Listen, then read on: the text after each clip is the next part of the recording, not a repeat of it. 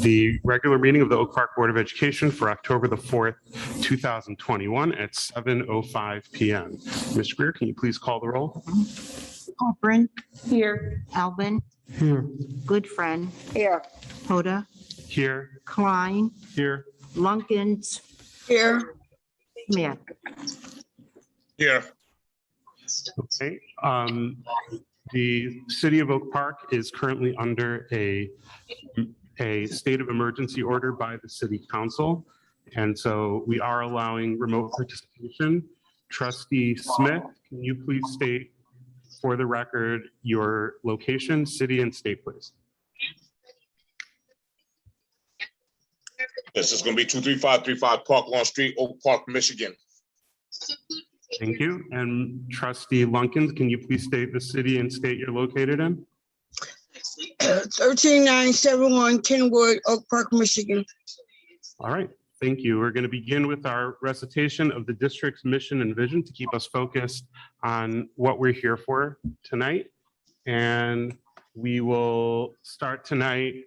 Why don't we start with you, Trustee Smith? Are you ready to go with the mission? Yes, I am.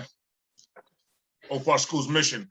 Our inclusive learning community provides the best academic and social experiences by educating the whole child, one child at a time. All right, thank you. Trustee Lunkins, can you do the vision, please? The vision, visions of leaders and comprehension. I'm good to go. Is a vision, visionary leaders and comprehensive. And then I'll bring Grayling stuff up just in case he has any issues. All right, thank you. Just in case. And now our belief statement. Trustee Klein, can you do the first one, please? We will create safe physical, emotional, and cultural safety. Okay, Trustee Goodfriend, are you able to do the next one? I'll pass. Okay, Trustee Eldon. We will build positive, productive, and supportive relationships with all members of the community, including students, parents, and local leaders and businesses. So this is it. All right, I'll take the next one. We will use equitable, anti-racist instruction to instill a growth mindset and help all students reach their highest potential. And we will prepare all students to be thoughtful, successful, and engaged members of the global community. And we will work together to responsibly maximize our resources with transparency and accountability. And we will move now to the approval of agenda and order of business. I would like to add an item to the action agenda. It will be it will be at this point our only action item, which would be to cancel our next meeting, which is scheduled for next week. It doesn't look like there are any pressing issues that we can't take care of this week that we need to take care of next week, and then we can have our next meeting at the regularly scheduled date on the 4th Monday in October. Are there any other changes to the agenda that members of the board would like to discuss? Yeah, you just stated that you wanted to change the date or not have the I meeting. stated that I want to add a action item to consider canceling our October 11th meeting. So our next meeting would then be scheduled for October 25th. Item number 8, then. That would be action item 1. That would be action item A. You want to see if that. So President Hoyt, is that just to have that discussion? It would be an action item, so we would vote on it. Okay. Any other changes to the agenda for members of the board? Yes. I would like to move the action item,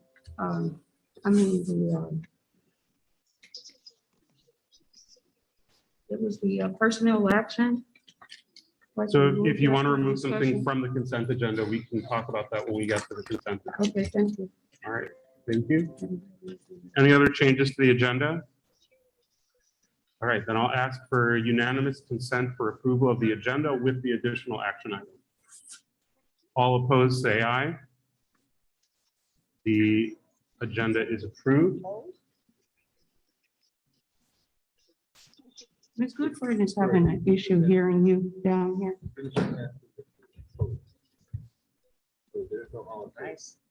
Okay. Thank you. And that brings us to our consent agenda. And I understand trustee Corcoran, you'd like to move the personnel actions off of the consent agenda. Correct. So that would become action item B, approval of the personnel actions. Are there any other items from the consent agenda that members of the board would like to remove from the consent agenda?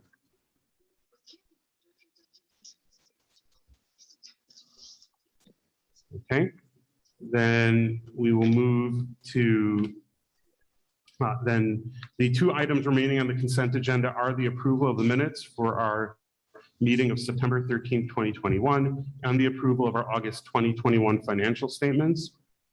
And I will ask again for all in favor of approving the consent agenda, say aye. Aye. Aye.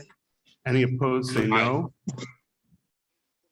The consent agenda is approved, and we move on to presentations. Our first presentation today is from Mr. Mercer, our planetarium coordinator and science coach.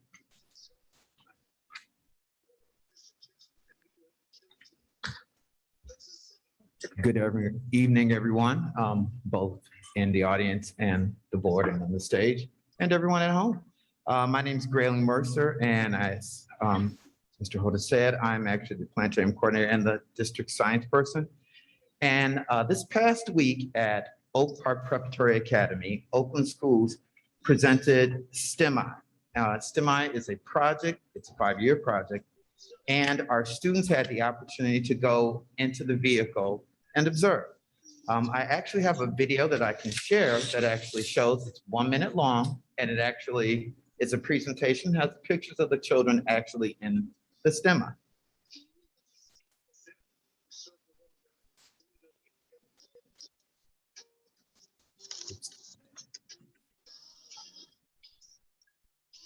In partnership with Oakland Schools, the Oak Park School District presented STEMI at the Oak Park Preparatory Academy.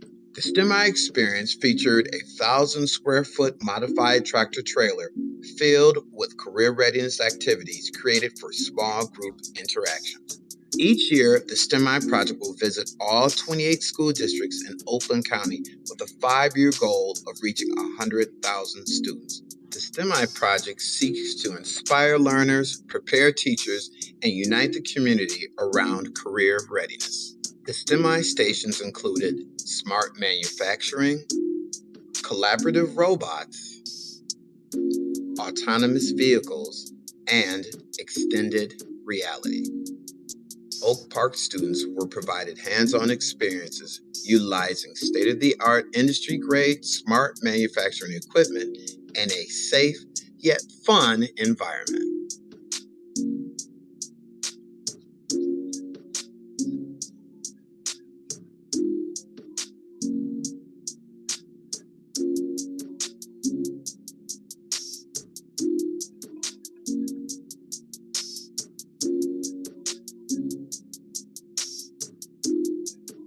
Oak Park Public Schools, Oakland Schools, and the STEMI Project, providing career readiness today for tomorrow. And if I could, I'll stop my share, but I would also like to thank Ms. Amber Miller at OPA, Oak Park Preparatory Academy, as well as the administrative staff, Ms. Regina, Mr. Eland, and Ms. Izzy, who were quite helpful and had it organized, as well as the STEMI staff from Oakland Schools. And as I mentioned, it was 1 full week, and we had students from Oak Park Preparatory Academy and a few students from Key Elementary who also had the opportunity to attend. And it was an awesome experience. As you could see, the students were there for about an hour at a time. And STEMI, sponsored by Oakland Schools, will be back every year for the next 4 years. It's a 5-year plan. So their goal really is to push career readiness towards not just college, but also manufacturing, skill trades. Their goal really is to make sure that you have the opportunity to see what manufacturing and what the next level and the next phase of computer technology and smart manufacturing is, particularly for our students. Are there any questions for me? Do any members of the board have questions for Mr. Mercer?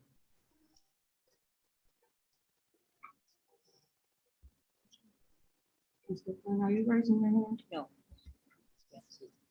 Okay, I don't see any. So thank you, Mr. Mercer. Thank you, Mr. for the Mercer. information and for all of your hard work. And congratulations to those students who were able to participate in that. We look forward to more opportunities for our students in the future as well. Thank you, sir. Mr. Mercer. Great job. Thank you, sir. And we move now, Trustee Goodfriend. Yes, I'd like to say to Mr. Mercer, I met him, I don't know, it must be 2 years ago. Is that right, Mr. Mercer? When my first experience after living here 52 years of being taken into the planetarium. I had never been there. My 4 children were always there. And so I always felt that I received all the information by osmosis. However, the osmosis didn't help serve what I saw with Mr. Mercer and pursued with the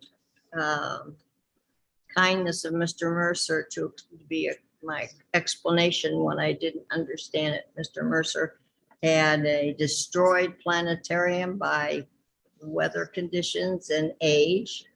And Mr. Mercer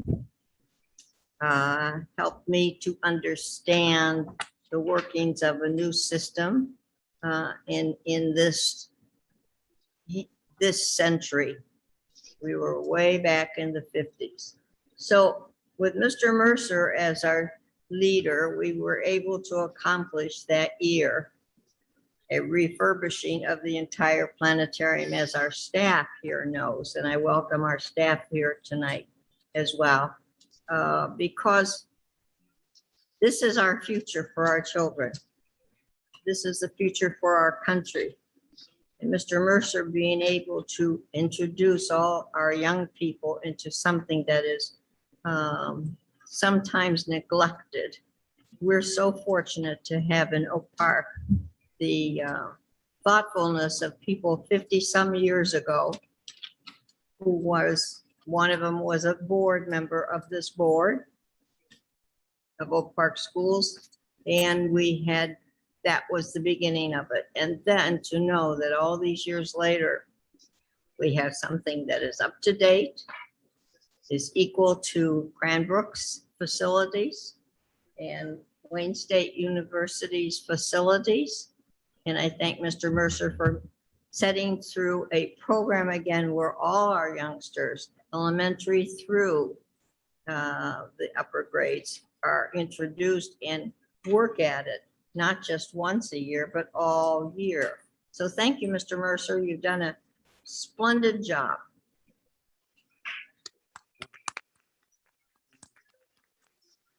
We move now to our next agenda item, which is reports, and we start with a report from our superintendent, Dr. Hitchcock. You're good at that.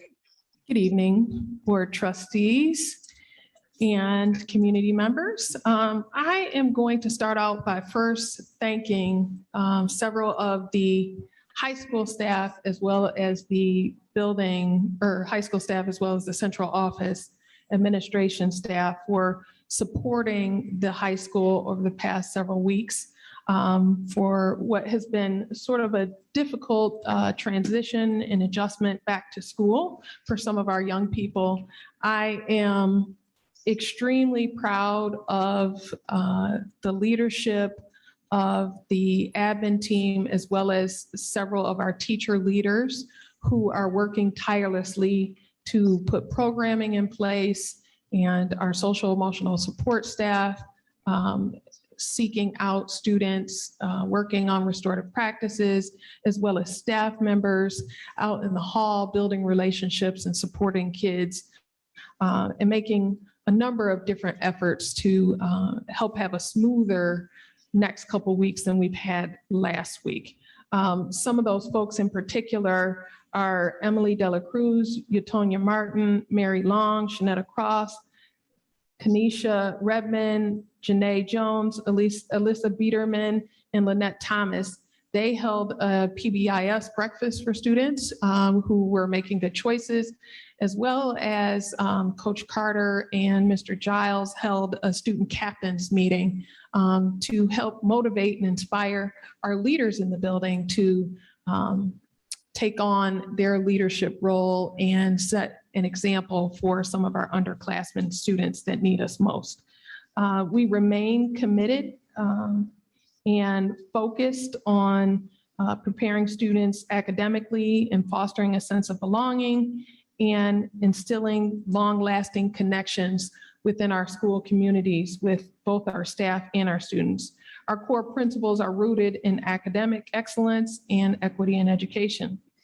And we will not allow these foundational principles or guiding principles to be disregarded because students refuse to follow the rules, ignore authority, or have decided that settling a dispute with their hands is more important than getting an education. Our kids need to understand that they are worth more than that and are entitled to more than that. And I believe that our staff supports the tremendous amount of work that's going into that. On a positive note, we had a great homecoming game that was very well attended by many of our students. We had our first band performance of the year that went very well during halftime. And we also had a very fun homecoming dance. So all of those wonderful things are happening in the building as well. I'm going to transition and sort of turn a little bit of my time over to Mr. Stempian to give an update from Plant Moran Cressa, which was a request made by Ms. Goodfriend. And then when Mr. Stempian wraps up, I am going to make some final comments. Mr. Stempian? Can you hear me? Yes, we can. Okay, thank you. So thank you, Mrs. Hitchcock. Right now, we are in the midst of renovating Lessinger Early Childhood Center. Currently, they're have demoed all the areas within the building, getting it ready for installing new flooring, new ceilings, lighting, plumbing fixtures, mechanical systems throughout the building. Right now, I was, just to give you an update from the report I sent over to you, they framed out the secured vestibule and have framed out some of the walls in the main office area, prepping the ceilings for the HVAC equipment that will be installed to service that area. They've also are working on the gymnasium area as well, getting that prepped for some mechanical units that will be placed on the roof. We've also are starting to get ready to prep the areas for the flooring installs. And there's also another component to this, which I'll talk a little bit more detail later on in the program about the HVAC systems that will be installed in this building. Okay, thank you, Robert. I have a question. Okay. Is he available to answer questions now, or are we going to do that later? Maybe we should do that after his final. After the information item? Yes, information item. Another piece that I wanted to share is that because our meetings sort of were off sequence, it's critical that we go ahead and have our meeting on October 11th in terms of ensuring that our HVAC bid is approved so we can ensure that we start that HVAC work this upcoming summer.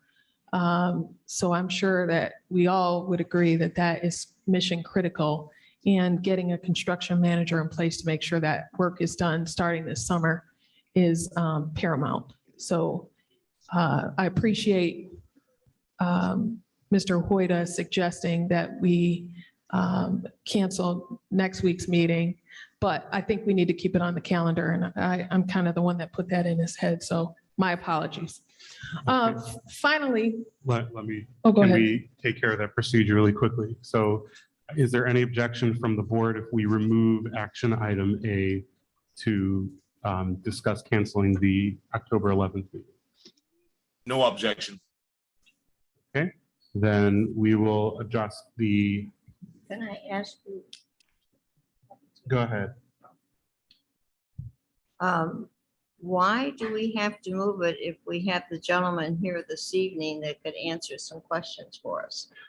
So we're going to have an information item later on, but we are bringing it for action at the next meeting. I understand. And so if we didn't have that meeting, we'd have to wait for action until the Yeah. 25th. I understand. You have to understand that with the mask on, it muffles everything. Okay, I appreciate the me. question. So with no objection from the board, the agenda will be adjusted, which means that action item B will now become action item A, and action item A is removed. Thank you. And we'll go back to the superintendent. Okay, thank you. And I have some closing remarks. As mentioned earlier, it's been an exciting and eventful start to the school year. We have received several comments from staff members regarding the joy and energy they are experiencing with being back in the swing of things in person, learning in their classrooms. We ask that you continue to provide high expectations for teaching and learning, clearly defined routines for all students, acceptable behaviors, and emotional support. It is important that we are mindful that a majority of our students are coming together for the first time in over 18 months.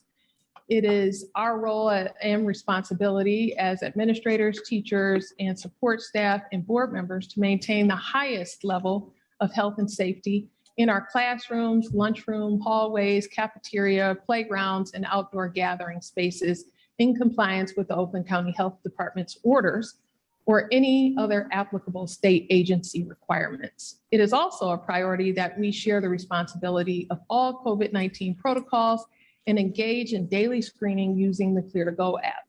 Proper mask wearing, good hygiene, and social distancing are also integral to keeping everyone safe. I want to also give an update on our student enrollment. And on June 28th, 2021, the Board of Education for the School District of the City of Oak Park adopted the 21-22 budget based on a conservative student enrollment number of 3,900 students. While we have enrolled 772 new students, we have not been successful in retaining returning students. Our most current in-seat headcount is approximately 3,090 students, which is a 23% decrease in the student population and a $6.3 million reduction in district revenue. Assuming a 90-10% pupil accounting blend rate, in order to avoid employee layoffs, which may be necessary anyway, the board decided to use approximately $630,000 in ESSER 3 funds in hopes that the district would retain employees and attract students for the 21-22 school year. Below is a review of the student enrollment for the past 3 school years. And on this statement, it reads, the 1920 school year, we were at 4,422 students. The 2021 school year, 3,788 students.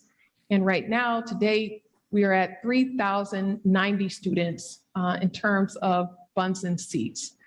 A 1,332 student drop in over 2 years. The impact on negotiation and bargaining units is as follows. The board and the Oak Park Education Association are governed by a January 12th, 2020 through June 30, 2023 collective bargaining agreement, which includes a provision that requires the board and the OPEA to negotiate a wage reopener for the 21-22 school year. based on the district's reduced student enrollment numbers. As of September 17th, 2021, the board's bargaining team will continue to evaluate its options during the wage reopener negotiations. The board and the OPEA have already met on August 18th, 2021, and again on September 15th, 2021. And it is the board's hope that Oak Park can improve enrollment. To be very clear, the board's bargaining team has not used the term frozen in any discussion with any bargaining unit. In an effort to retain and attract educators, the board's bargaining team will use ESSER funds to provide signing bonuses to all eligible OPEA and OPE SPA bargaining unit members. To retain strong educators, the board felt that it was appropriate to use ESSER funds to demonstrate goodwill and appreciation to our current staff by providing a hazard pay incentive for upholding high standards of practice and for administering COVID-19 protocols for the health and safety of Oak Park's entire learning community. On September 8th, 2021, I engaged in meetings with the OPEA president, the OPE SPA president, Nancy Rutkowski, the MEA UNISERV director, and AOPSA building leaders and Assistant Superintendent Carol Diglio to discuss the use of ESSER funds in the form of a hazard pay incentive. That hazard pay incentive included OPEA members getting $2,500 paid out in 2 installments. December 2021, half of the installment paid December 2021 with a 95% positive attendance rating, and June 2022, the other half of the $2,500 with a 95% attendance rate. The total impact expected is roughly around $641,000 on an annualized basis. The OPE SPA membership, $500 paid out in 2 installments, half in December, $250 with a 95% attendance rate. The other half paid June 22 with a 95% rate, attendance rate. Total impact expected for OPE SPA members would be roughly $21,000 on an annualized basis.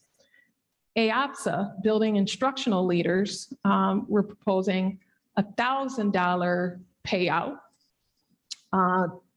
In December, they would get half, $500 with 95% attendance rate, and the other half, June 22, with a 95% attendance rate. And that total impact is expected to be roughly around $11,000 on an annualized basis. Excuse me, independents would receive $500 for hazard pay, the first half in December 21 with a 95% positive attendance rate, and June 22 with the other half at a 95% positive attendance rate. Total impact expected to be roughly $9,500 on an annualized basis. In response to the board's proposal, the OPEA Executive Board stated that the board's offer is a slap in the face and ultimately fueled an OPEA picket at the September 13, 2021 board meeting. Further, the board's bargaining team noted that several OPEA-related complaints contain inaccurate information and placed the district's administration in a bad light. The board's $2,500 hazard pay incentive was never suggested to replace the wage reopener.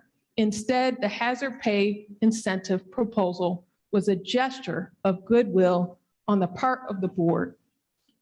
For reference, the impact of a full step in 21-22 would be roughly $1.1 million. Previously, this number was reported at $2.3 million, but there was a miscalculation or error found, and the correct number has now been confirmed to be $1.1 million.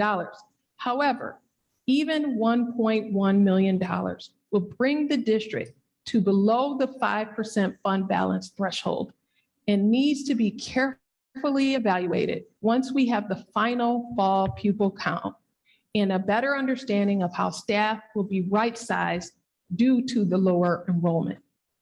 Wages are a mandatory subject of bargaining under the Michigan Public Employment Relations Act, and the board's bargaining team has bargained in good faith.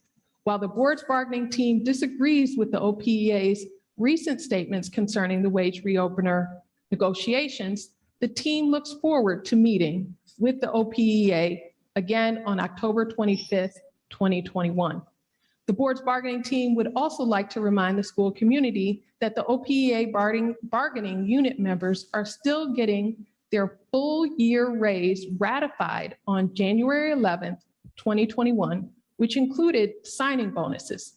Moreover, OPEA members have one of the highest starting salaries in the Metro Detroit area and have already received an average wage increase of 6%, along with a minimum signing bonus of $1,000. Based on these increases in wages over the past few years, the board's bargaining team has established a track record of negotiating in good faith with all of the district's bargaining units. As always, it is the board's goal to keep the lines of communication open and to make decisions that are in the best interest of the district's students and the overall health of the school community. The board has always been and will remain transparent. Moving forward, the board's bargaining team will be offering signing bonuses to OPEA and OPESPA new hires and will provide hazard pay incentives to the OPEA or OPESPA and AOSPA instructional building leaders through a letter of agreement with each bargaining unit. Thank you. Thank you, Dr. Hitchcock. Do any board members have questions for the superintendent? Trustee Goodfriend, and then Yes. Trustee Lunkins. I have in front of me, I made a copy of this miscalculation and the different changes that have occurred. That's number one. And I received that the other day. Oh, Pardon me? I'm sorry, there I'm was sorry. background noise from someone on the Zoom call. Okay. And it shows projection of percentages. And I am not comfortable with seeing a percentage. I want to see actual dollar amounts. Actual dollar amounts. I think that's very important. Percentages mean nothing. But what it looks like is this miscalculation was really not, I've questioned about our spending in the past year and a half. And I've been worried about this for some time. And I've been really quite open and honest about this. So I would like, number one, the projection you have given us of 21, 22, 22, 23, 23, 24, not by percentage, but actual dollars. Got it. I heard that. Ms. Jones is going to give a report. She can share those numbers now, or do you want to share those numbers in her report? Ms. Jones can share those in her report. Pardon me? Our CFOO will be sharing those numbers in her report. But it's not just presenting them. I want them written to me and to all board members in dollars and cents, not percentages. Okay, that's not a problem. We can definitely do that. I think that's always, rather than, you can give the percentage, but I want to see actual monies. That's number one, actual monies. Percentages to me don't show the value to a board member to see the actual dollar amount. So, and I'm not here. That's why we have a CFOO to do that work for us. And I appreciate you being on board and I welcome you because I've not had that opportunity. I don't think any of the boards had the opportunity to really welcome you. So I do welcome you, but I am very specific in what I want all the time. It's not just a one time, it's all the time. Then again, I'd like to say to everybody, I was assured by the previous person that was a CFOO that we had plenty of money, okay? because of this COVID act. And it appears like it's been put into the general fund. What I can make out of the logic that it's all been put into the general fund to be expended by it. So we don't know the dollar amount that we've gotten in federal aid exactly, and the breakdown every time we spend. I did look at the last billings, which was September the 15th or 17th. I just printed it out this weekend, and it says the purchases were for COVID, but it came out of general fund. And we have no way of knowing when we are over general fund or under general fund. And as Dr. Hitchcock has said, I want to know how much money we have that we can expend for our staff, because in the COVID Act, that money can be used within reason for our staff as well. Can I speak to that, Ms. Goodfriend? Just in response to your statement about using the COVID funds for staff. Can you hear me? Can you hear me? Yes, I can hear you, but it takes a little time for it to travel. Okay, so we agree that using COVID funds for a $2,500 incentive or hazard pay for staff was something that we offered in good faith. Using funds for COVID, for the wage reopener, for the additional step is not sustainable because we don't have the funds to carry us through. That's why we suggested a one-time $2,500 incentive. I just wanted to clarify that part. $2,500, that's for each individual staff member, is that correct? Only OPEA staff members. Well, that's what I'm saying, OPEA. Well, Okay. yes, the other staff members mentioned in the other units are getting far less than 50% of the The $2,500 point of the matter is, offer. our students have suffered a great deal. Our staff, OPEA staff, has suffered a great deal. And when we were in very difficult times prior to your coming on board, Dr. Hitchcock, our OPEA members were gracious and worked with us 100%. And I think we have to review and revisit with the board and our CFOO and the superintendent what the issue was with the $2,500. Okay, we can certainly revisit that information with our CFOO. You know, we honored the past during when we settled or ratified the contract, and we tried to right-size the salary issues that occurred in the past, because we agree with you, Ms. Goodfriend. We understand that staff members, you know, previously worked with the district extremely well based on the financial straits that we were previously in. So in the last contract, we honored that support by right-sizing those issues that had taken place previously. Well, I would like Dr. Hitchcock, Mr. President, and members of the board for revisiting with our CFOO, because there has been this miscalculation. Okay, that this all be revisited. I think it's necessary to our integrity as a board, our integrity to our staff, and question some of these other issues. Now, I understand it's not for a closed meeting. It has to be in an open session. I agree with that. Whatever I have to say can be said open with the door or closed with the door. I really don't care.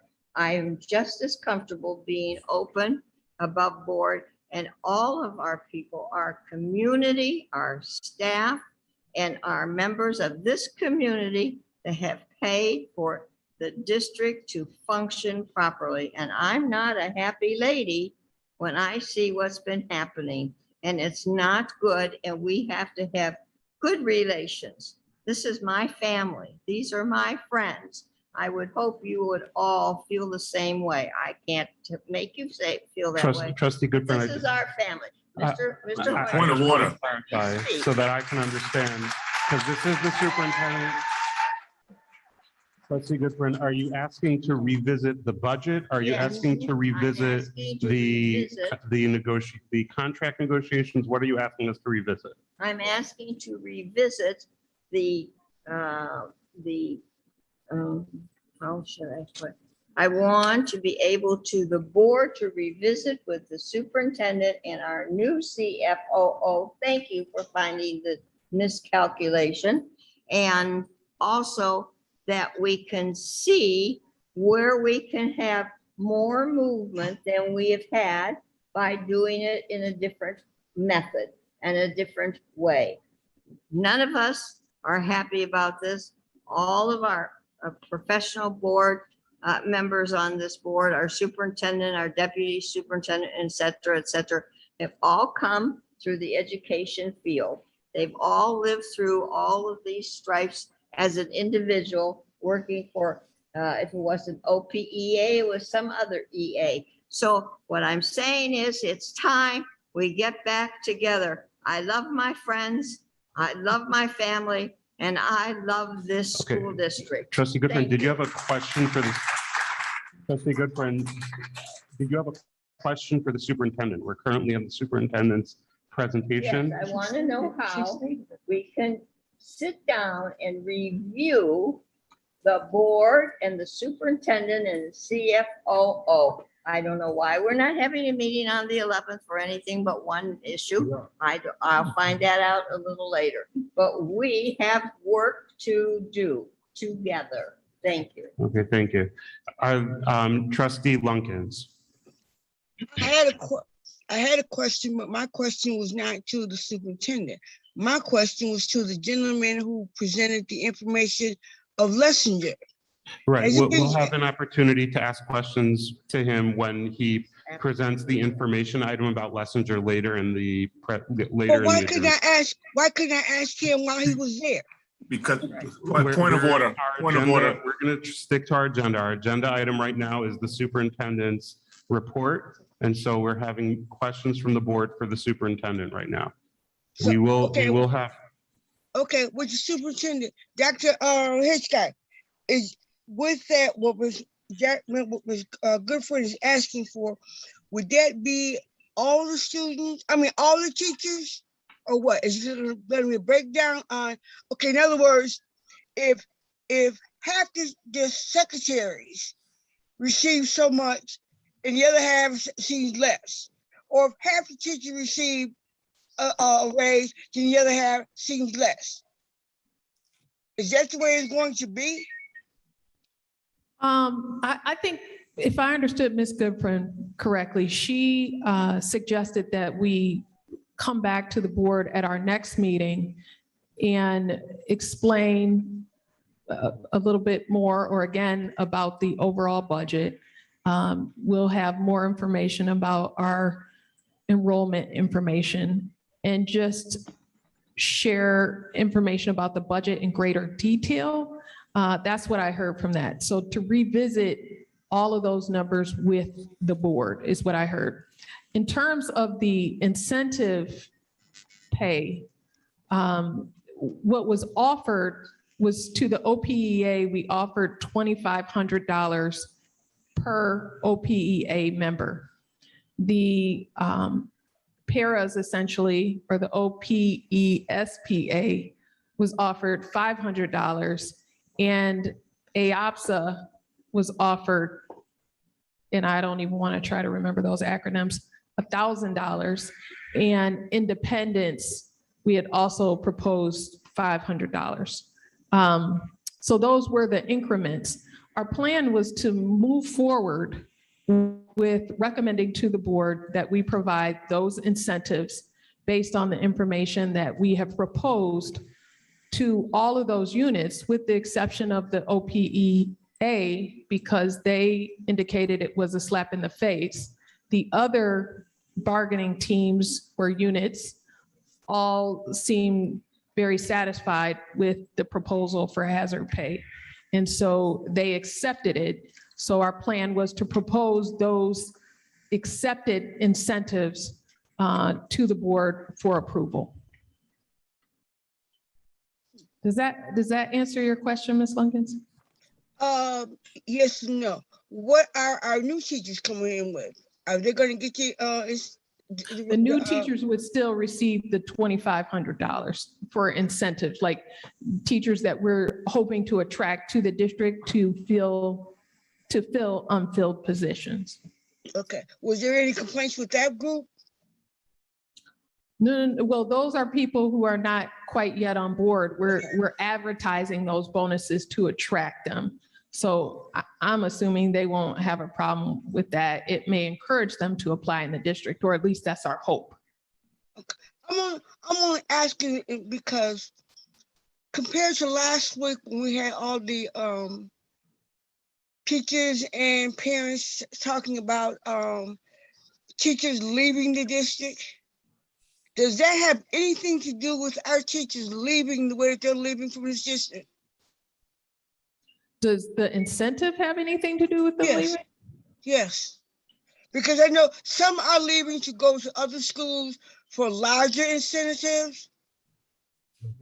I think what we heard was a myriad of reasons that people were leaving based on what Carol shared in the exit interviews. Mhm. There are a number of reasons that people are leaving.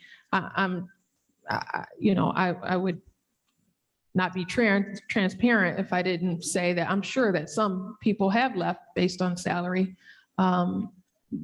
It's impossible in some ways for us to compete with some of those districts where people have gone, like the Bloomfields and Birminghams of the world. However, I don't want to speak for, I would never speak for the OPEA, so that would be a question that I would encourage you to ask the leadership, OPEA leadership. I just have one other question. Yes, ma'am. If the bonuses are included in the teachers or whoever's salary that they receive, is that money taxed along with the money that will be taxed for working during that time?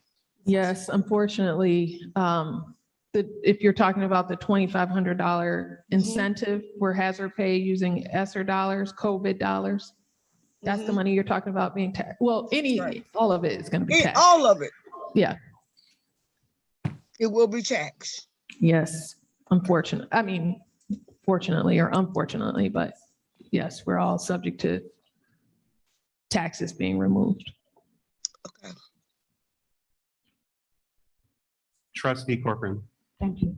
Madam Superintendent, the report that you read off in regards to how the funds were distributed, it was a lot that you said. Do you think perhaps maybe you can maybe give us a copy? I know in your Friday's report, you did give a synopsis of what you just said, but I kind of got lost and I couldn't ask a lot of questions because that was a lot of information of how the funds were being distributed. Sure. In my Friday board update, we did put about 3 bullets in that explained the information that I shared in the report tonight. Yes, because I got a little lost because I was trying to keep up with the dollar amounts and the percentage amounts, and it was just a lot.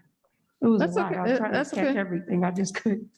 I can resend it. Okay, thank you. Okay. Do any other board members have questions for the superintendent? Okay, our next agenda item is a report from our Chief Financial and Operations Officer, Mrs. Jones. And although we did have an opportunity to welcome you last week when we approved, at our last meeting, when we did approve your hiring, I'll welcome you again, welcome you to the stage and look forward to your report. Thank you. Good evening, everyone.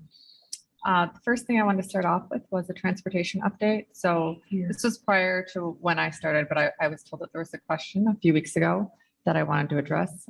So when school first started, there was some concerns. There's some concern that regarding the bus transportation driver shortages and Oak Park's ability to staff our routes. We're pleased to announce that despite the various driver shortages you see in many districts, we have not had any issues with our bus transportation. Our first student supervisors, managers, and dispatchers have all been driving to fill in the gaps, so we're very grateful for that. We are interviewing to fill a last few positions, but thanks to the extra efforts of supervisors and staff, we haven't had any issues with making sure that all routes are serviced. Christine, I know this is the first time you've been on the stage. Sometimes it can be hard to hear for the folks on this end. So if you wouldn't mind just pulling a little closer, maybe a little louder. Sure. That might help the folks on the other end. How's that better? Yes. Did you want me to repeat, or did you guys get all of that? You want me to repeat? No problem. So when school first started, there was a concern regarding bus transportation and driver shortages and our ability to staff our routes in Oak Park. We're pleased to announce that despite the driver shortages, we have not had any issues with our bus transportation. Our first student supervisors, managers, and dispatchers have all been driving to fill in the gaps. And we're currently interviewing to fill the last few open positions. But thanks to the extra efforts of the managers and supervisors, we haven't had any issues with making sure that all routes are serviced. In regards to the financial update, I had planned to go through exactly what Dr. Hitchcock did on the hazard pay, and we will put that in writing and send that out so that everyone has that in writing in regards to the amounts that we'll be giving to the different groups in regards to hazard pay. In other topics, Trustee Klein did have a question that I wanted to address, so let me read the question, and if I get it wrong, please correct me. The question that he had asked was, could you please address why the deficit jumped so substantially from year 2 to year 3, and whether the administration has considered and or offered the teachers another one-time bonus that would not affect the budget of subsequent years?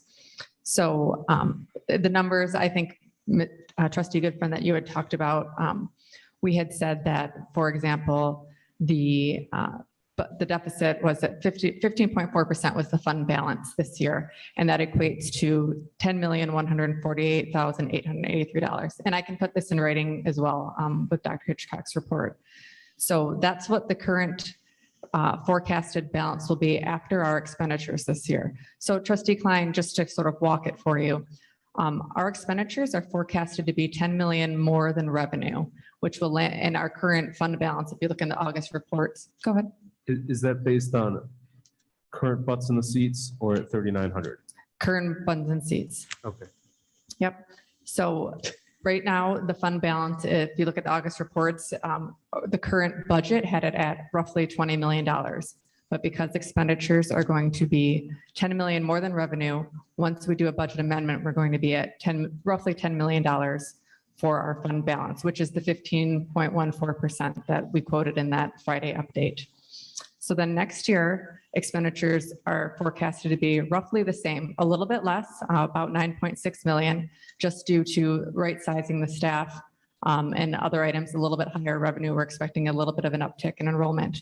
But what that means is that, we're sitting on a $10 million fund balance, and expenditures are forecasted to be about 9.6 million more than revenues, which brings us down to roughly $300,000 for a fund balance next year, which is the number that would go along with the 0.63%, I believe, that was quoted in the numbers that Dr. Hitchcock sent out on the Friday update.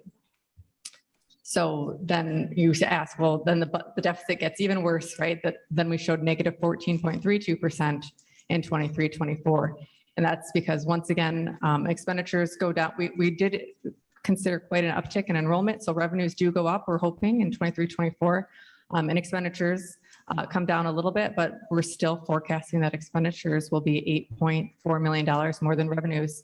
So that takes us to a negative $8 million fund balance. So that's the number that would go along with the negative 14.32. It's negative $8,044,142. Again, I will type all of this up in a nice little chart that we can send out.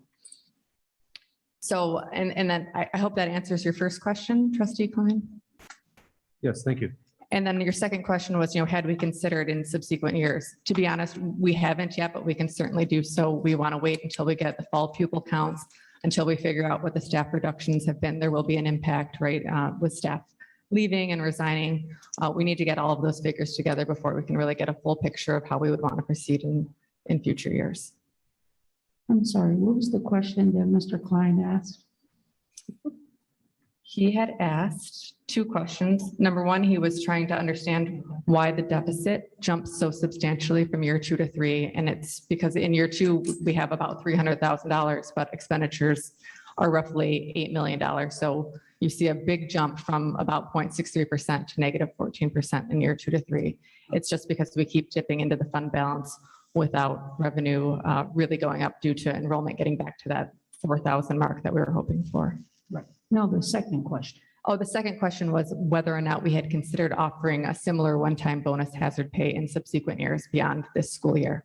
And the answer was we haven't yet, but once we get all of the financials together, we'll review that again for sure. Thank you. So again, Trustee Goodfriend, I'll send those details to you so you can have them, the numbers that match up with the percentages. But then I did want to also address, you had a question on the ESSER funds. Just to give you a little bit of background, what's currently in the budget for ESSER 2 and ESSER 3 COVID funds is a total of $10,729,271.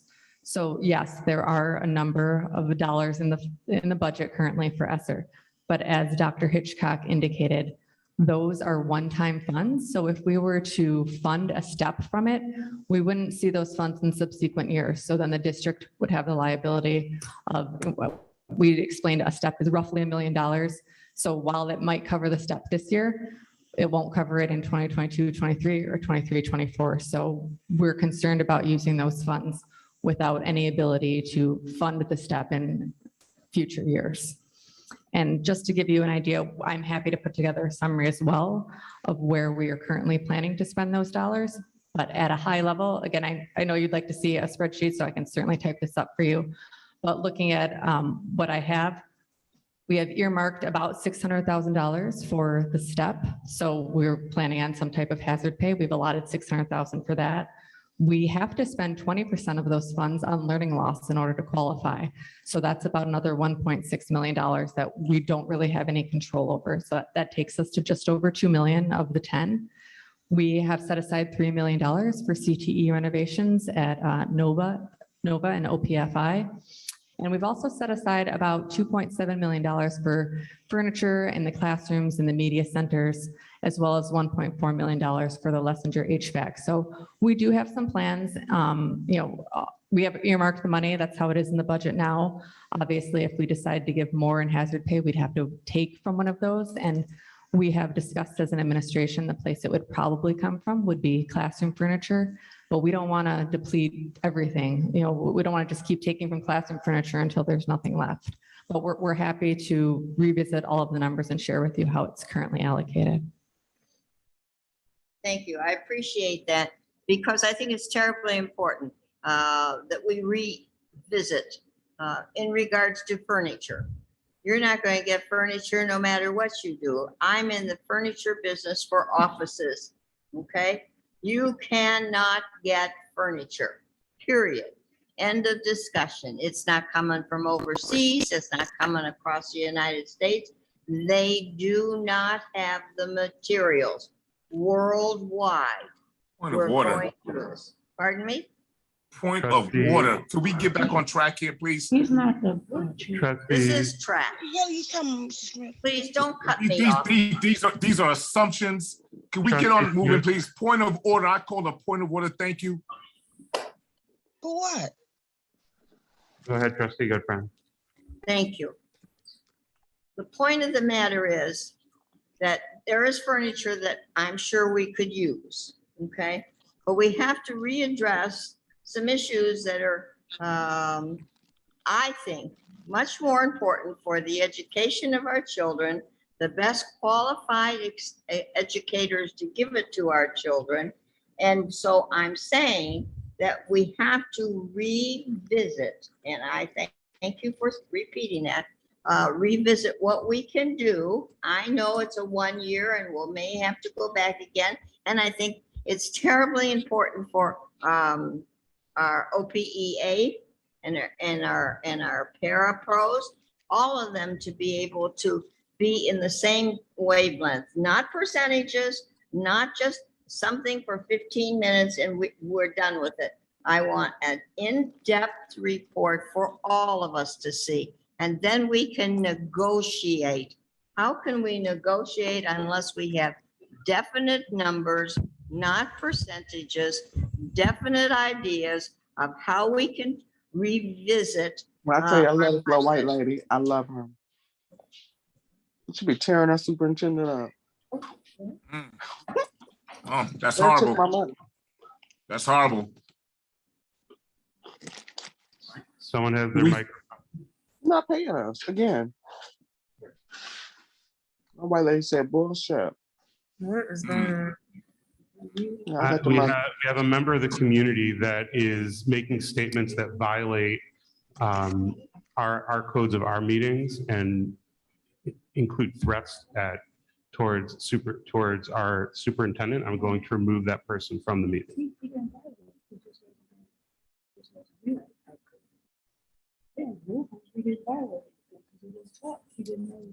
There was under the Open Meetings Act and under our bylaws, a person who makes statements that are that constitute a breach of the peace can be removed. That person unmuted themselves and made a statement that, in my judgment as chair of the meeting, does constitute a breach of the peace. And so they were removed. You gonna do nothing, And I ask members of the community to please keep themselves muted. shit over here.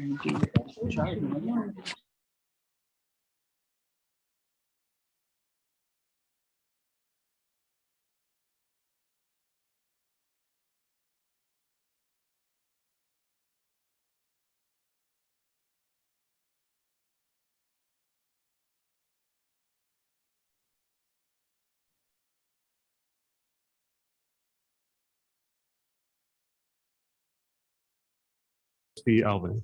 I just want to make sure I understand. So when you provide this report to us, it will also include what the step increase or wage reopener or whatever case may be, what that would do to the fund balance as well?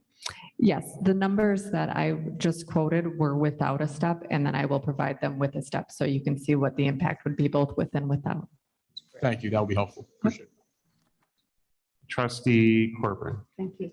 The only question that I had is that I know prior to this meeting, a trustee Klein had asked for a projection. So the projection that we received, that is non and void, and now we're going to get a new projection based on the student enrollment is what he had asked the last meeting.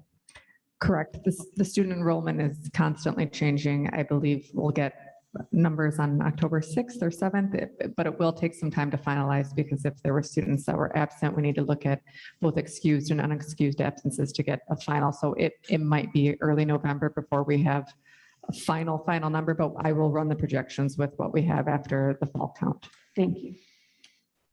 Trustee Klein. A big part of our budget issue is that we have a severe drop in student enrollment. And it doesn't seem like we've had a correlated drop in staffing. Is that correct? That is correct. The current projections and numbers I gave were done on September 29th. So it was the numbers we had then. And we did account for 8 headcount reductions in staff, which is what we knew of at the time. But I can tell you that there have been some since. So we'll have to relook at that and add it in as well. So not the full decrease, but some of it has been accounted for already. Did you say that the projection takes into account reductions in staff to date, or that it includes projections of what a further reduction in staff would look like if we don't have a substantial gain in enrollment? The former, it had the headcount reduction to date based on what we knew in terms of resignations and people that had left. Is it correct that if we don't have a substantial uptick in enrollment, in other words, if we were to continue at a 3,200 student enrollment, we would have to let go of certain staff members. Yes, absolutely. We're waiting for the fall counts then to do the math on what is the right size staff based on the final head count. And at what point does the administration begin to look at this and say we are overstaffed for our enrollment and then begin to downsize? We're starting to have those conversations right now. We haven't made any final decisions. We're consistently monitoring numbers. As Ms. Jones said, the number is somewhat fluid, but we're having those conversations now. Is it correct, as it seems obvious to me, that if we have a choice between having lots of teachers paid less or fewer teachers paid more, ultimately? There's only so much money in the budget, is that correct? That's correct, but we do need to adhere to the contract. Of and where the course. contract is.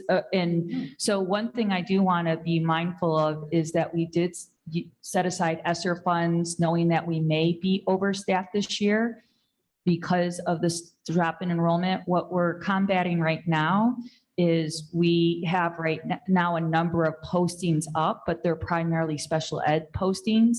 So we have 19 postings, but 11 of the 19 are special ed. And that is something we're seeing state and nationwide, that it's really difficult to fill those positions. Those are dictated by law based on caseloads and what our requirements are on caseloads and the such. So I don't want us to lose focus that we did put ESSER money aside to manage that being slightly overstaffed. But based on our recent numbers, we just need to review it again. We review it constantly and we'll continue to do that and work closely with the OPEA. When we're looking at budget, I'm sorry, what? I'm listening to what you're about to say, because I was piggybacking on what Carol said. When we are looking at budget projections and we're talking about potential future deficits, am I correct that that's based on our current enrollment? And also, I might have already asked this, I apologize, but that's based on our current enrollment and also our current staffing, correct? Correct. We did make some So- assumptions that we would be able to increase enrollment in out years modestly. So I have it in front of me. We go from 3090 were the buns and seats for this year. And we assumed that we'd get about 100 additional students next year. So 3190 in 2022, 2023, and then another 100 in 23, 24. Conservative budgeting, so we don't wind up in the hole. Correct. Is there coordination with other parts of the administration that would deal in staffing so that we can tag the numbers of projected students with what our actual staffing would look like?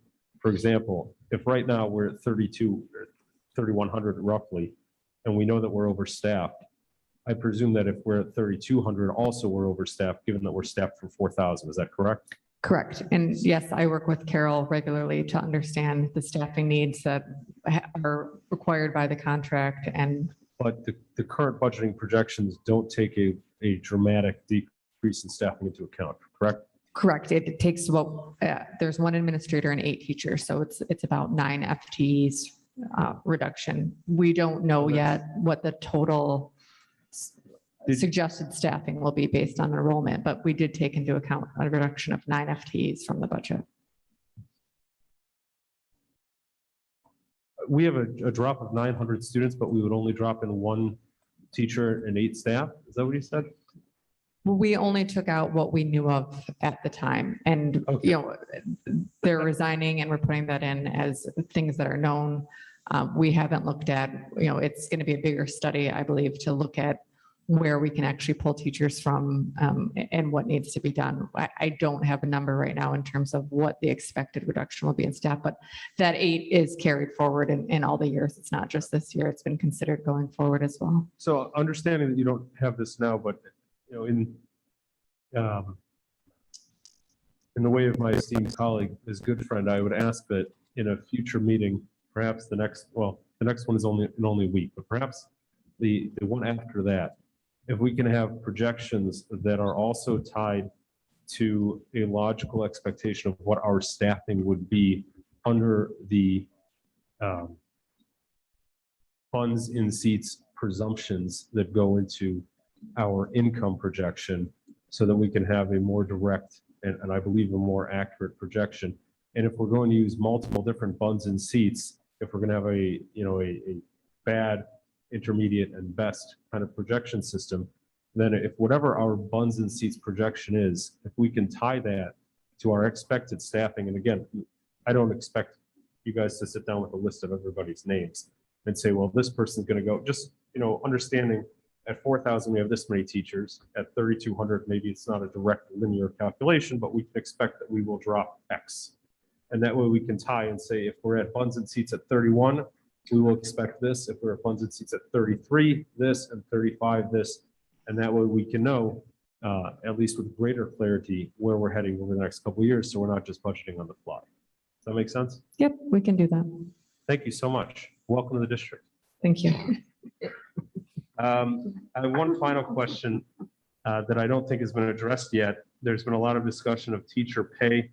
Dr. Hitchcock very briefly discussed that all of our teachers got a substantial raise in the last year with the new contract. Can you speak to how our current pay stacks up against other districts in our area?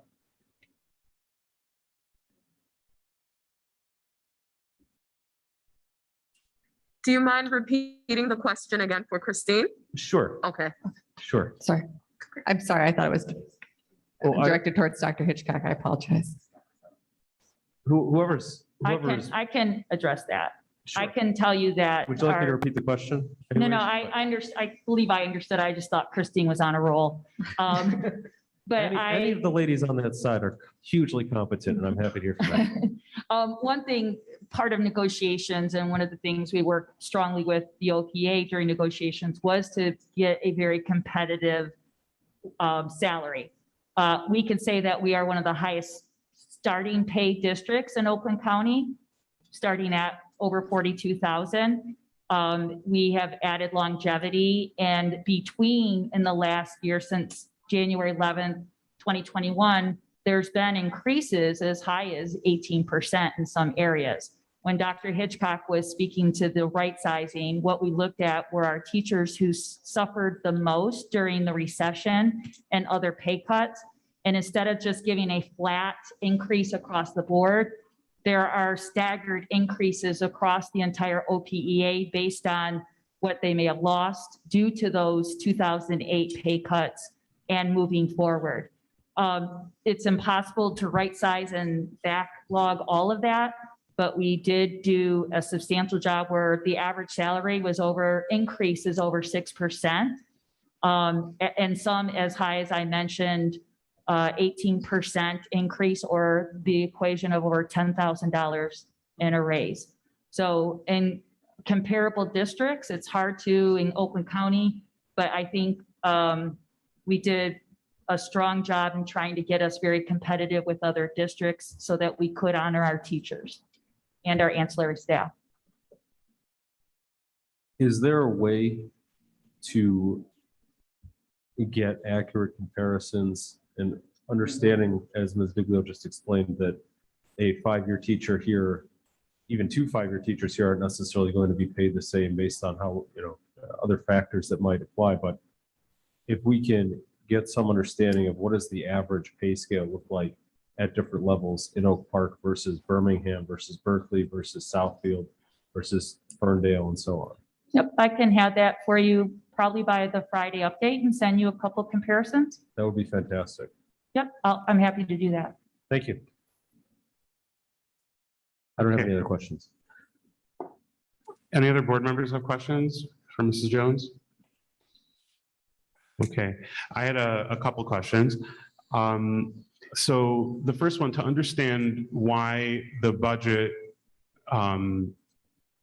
why the balance is being given as a percentage. Is that because once our fund balance falls below 5%, we become subject to state oversight of our budget? Yes, exactly. Okay, so that's what you're telling us there, is not only the number, but how close we're getting to that 5% Correct. requirement. And then when we look at the contract as it was agreed to several months ago, was there anything in there about a step? Like sometimes what you'll see in a contract is in year one, this is the salary. In year two, there's a step increase of X amount. In year three, there's a step increase of another amount. Was that included in this contract? And maybe that's a question for Carol, who was on that. So when we ratified the contract in January, we had stated that the group would get their bonuses between 1 and 2,000, and part of their step for the remainder of the number of days, which I think were 93 days left in the contract for the 2021 school year. The 21-22 school year, the 22-23 school year were both negotiated as wage reopeners based on student enrollment and where we were budget-wise as a district. So there was no step increase included in years 2 or 3 that was going to be subject to what we saw in terms of enrollment. Of a wage reopener. Reopener based on the enrollment and the revenue. Right, the state of the district financially. Okay. Yep, we knew that the student enrollments were decreasing back in January, and we knew that we would not be able to sustain it unless we improved our student enrollment. So to be clear, there wasn't any type of freeze implemented. That what's being done is we're following the contract as it was agreed to in January. That's correct, and we continue our wage reopener. And like my colleagues, I also want to get an idea of some of the concrete numbers. So we mentioned 6% as an average raise that was given. When we think about numbers, if we take, for example, a teacher who has been here 15 years with a master's degree, what does that look like in terms of how many dollars would they have seen their salary increase this past year? Sure. So for that example, we list out the different degrees and the years. It would depend on what step they were on and what step they're going to. But looking at that line, if they moved from step 2 to step 3, the increase would be approximately $3,700. If they're at the latter end of the scale, if you're going from step 10 to step 11, the difference would be $2,400. So just to give you an idea, I think you're trying to understand what is the real impact as you move one step for most teachers. So what I've done is I have a graph, which I can share if you're interested, where you can see what the average movement is for each lane and each level, degree and years of service.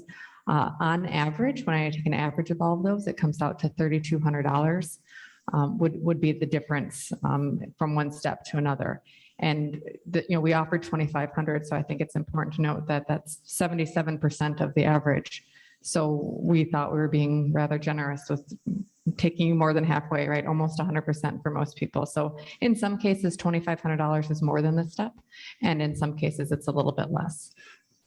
So actually what I was asking was something else. Because steps were not included in the contract, what I was asking is, what if I'm a teacher in Oak Park? What would I have seen in my paycheck after that agreement was ratified? How much would I have seen my salary increase from what it was previously to what it was this year? Oh, I see what you're saying. The half step that we gave. I would have to do it. I mean, I assume it would be half of these numbers roughly. So $1,800 on average. I can verify that though. Okay. But remember we gave between the $1,000 and $2,000 bonus in that 93-day period, or that semester 2, that it was a one-time bonus to make up for the first semester. So we do have a spreadsheet we can refer to on that if necessary. Okay, great. Thank you so much. You're welcome. Can I add one? Sure. Oh, sorry. Do you have Dr. Hitchcock, go ahead and then. I'll go to trustee Elvin. I think, this is in reference to one of the questions earlier. One of the things that's important to note about the ESSER dollars is that there are parameters around how we use them, and we're not allowed to use them for contract increases. We can't use the COVID or ESSER dollars in terms of the contract to increase steps. We're not allowed by the government to do that. But we can use it for a bonus. Hazard pay For hazard pay bonus. bonus. Correct. Got it. Thank you. Trustee Elvin? Yes, I heard Ms. Diglio say that the reason, not the reason, but the fact that we gave bonuses because to make up for what they couldn't get in the fall. Is that right? Did I hear that right? We gave bonuses. No, we did not include, we cannot negotiate that. We weren't negotiating, and that wasn't part of the wage reopener. Part of the discussion with Cabinet came with the fact that with some of our struggles to attract special ed and other hard to fill positions, we were going to give the signing bonus, but did not want to give a signing bonus without honoring our own staff because of the hazard pay to sustain the staff. Not that. I think you were saying you had already given last year signing bonuses to make up for what wasn't received in the fall. Does that My sound right? apologies, you're correct. Yep. And why did we do that in lieu of an increase for the fall? Why didn't we give them an increase in the fall? Does that make sense what I'm asking? It does, and I think the premise of the hazard pay is to do that.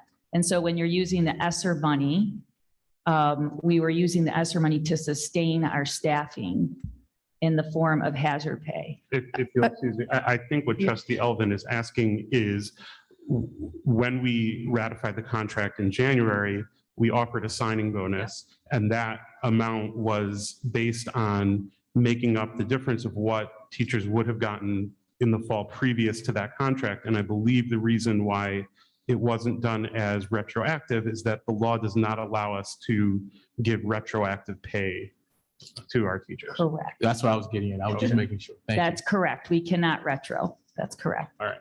Thank you, President Hoyda. Thank you. Any other questions for our CFOO?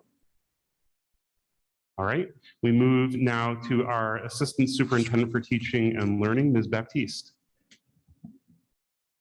Good evening, everyone. I'm thinking you all can hear me. You can hear me. I think we'll hear you better if you take off your mask, please. Can you hear me now? Much better. Yes. All right. So my update is 4 general updates. One is on the district-wide professional development that's happening on October 8th, where we'll be focusing on social emotional strategies for K-5.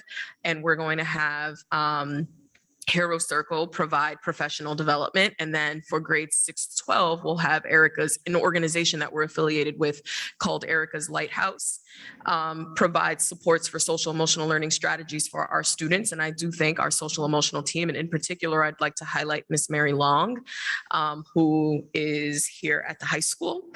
We're going to focus on instructional frameworks and the 5D instructional framework specifically for teacher evaluation, but not so much with a focus on evaluation per se, but what teachers can do to support instruction for students. And we use the evaluation tool as that metric to support us, but more so with supporting students with feedback, with differentiation, small group instruction, and professional learning opportunities within their respective professional learning communities. So those are the professional development teams that meet on a regular basis within the schools. And then finally, iReady, district-wide professional development to support our staff with disaggregating iReady data, but also making data-based decisions on small group instruction and individualized instruction in particular.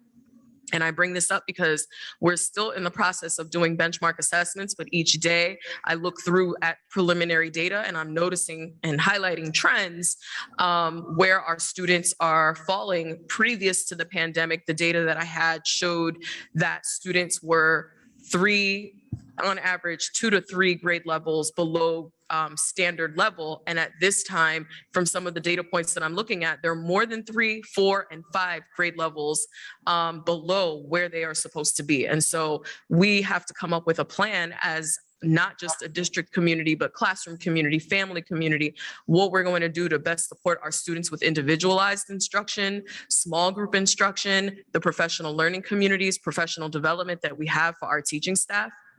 And the follow-up for that will be preliminary iReady data shared October 11th, but disaggregated district-wide data for October 25th with more information with next steps as to what we're going to do to support our students with their learning at the October 25th board meeting. So I wanted to bring that up as an update, that's something that within the Department of Teaching and Learning, we're working on. And it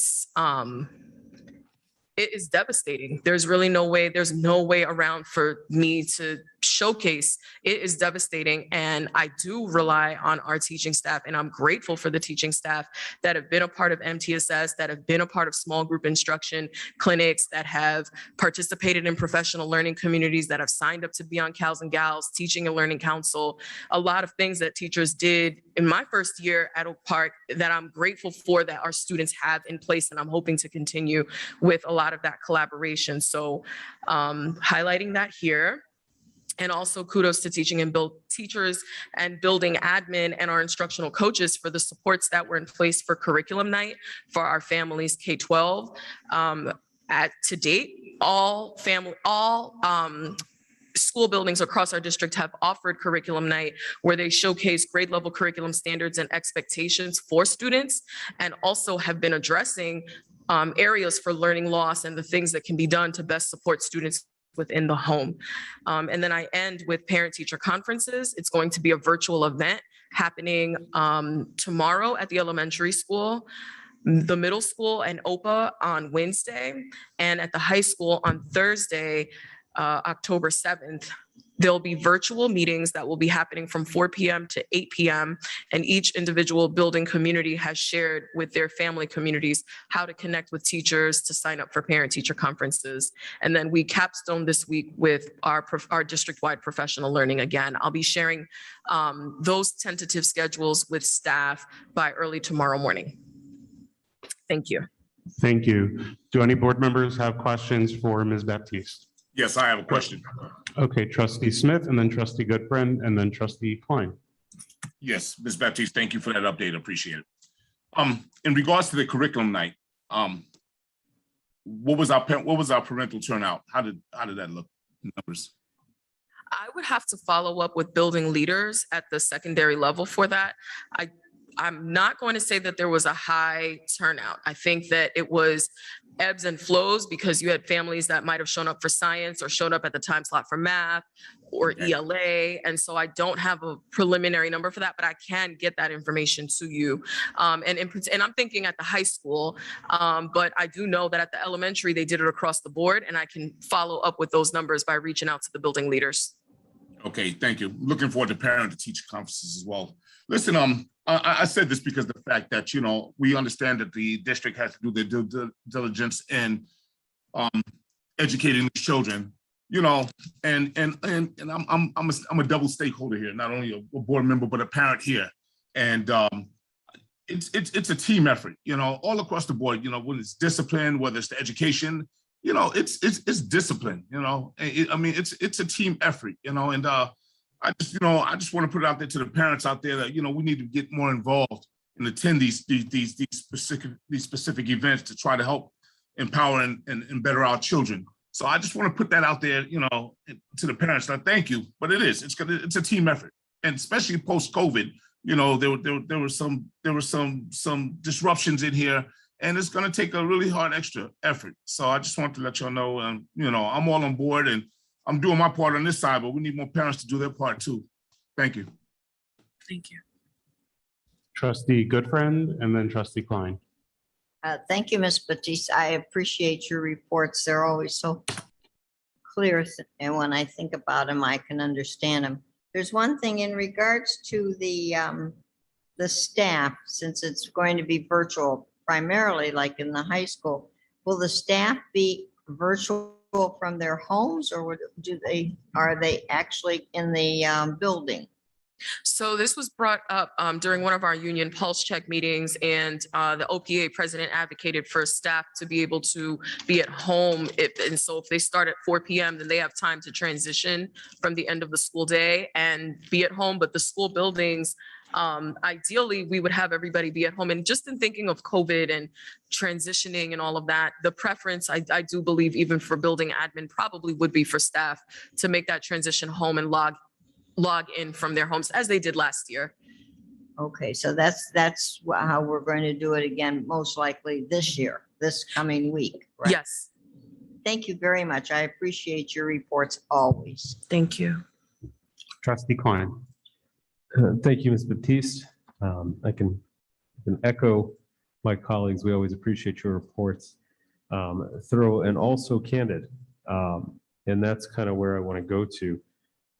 Your specific candor in this report in terms of the grade level issues. And you discussed methods that we're working on to address them in terms of individualized learning, smaller class sizes, and so on. Are we making any efforts to determine, besides just saying, well, there was COVID, are we looking at any other issues to determine why it is that before COVID, we were 2 and 3 grades behind?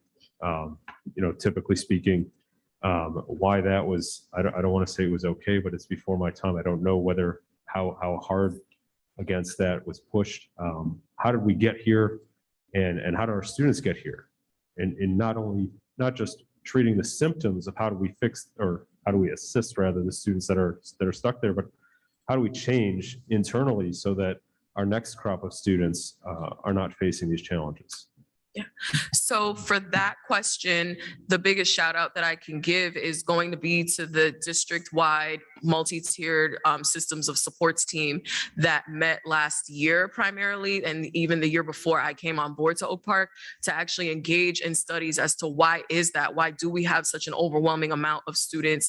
Perhaps it's due to attendance, perhaps it's due to poverty, perhaps it's due to health, perhaps it's due to tier 1 instructional supports that we need to have in the classroom, and perhaps it's all of those things, like all wrapped up in one. And so that team spent dedicated a lot of time to identify, well, what are the strategies that we need instructionally for all students, but then what are the targeted supports that we need for small group instruction? And then ultimately, what do we need for one-to-one instruction? The issue we're having now is that's not the only resolve for where we're at right now as a district. You have so many students that are in that category of needing what we call tier 3 supports. We've spent the better part since I've onboarded at Oak Park with how do we invert that triangle to get more supports in the classroom for instruction. So what kind of professional learning do teachers need? What kind of instructional moves should they be making to support students? How should they be organizing small group instruction? What can they do in their professional learning communities to share student data? How do we and last year, with the support of Dr. Hitchcock, the Center for Educational Leadership, how do we support our building leaders so that when they're observing teachers and evaluating teachers, it's not so much of a gotcha, but it's like, well, what are the feedback and the next steps that you need to better support students so they can grow? So I can't say that I have an answer as to why all of these things were going on within Oak Park beforehand. I do know that for, I guess, just like throughout my career, this has been the case in so many communities that look like Oak Park. And so then if you sign up to work at Oak Park, and if you sign up to be a student in Oak Park, it's a collaborative effort to best support you, because it's not an indication of our students' intelligence. It's a matter of what supports are in place to help them and what supports are in place to support our teachers. Are we in any way, either directly or through outside consultants, studying districts that don't suffer from these issues, and then looking at ways to bridge those gaps and to get from where we are to where they are? I would say that through partnerships with Oakland schools, but then not only that, even with the PD that Colin Ripmaster is offering, that preliminary meetings that we had for like just drafting what the agenda is going to look like, what are we going to be covering. He has data from other districts, other sample communities like ours. And then we have a portal that we use through a research organization called Hanover Research, where we're able to see districts that are similar to Oak Park. What are some of the strategies that they use to support with attendance, student behavior, instruction, supports for college and career readiness, and so on. So we do have various resources at our disposal. And then also like our staff who have worked in various places, who have supported students over the years and seen turnaround, what were some of those strategies and how do we share that amongst across a grade level or across a content area?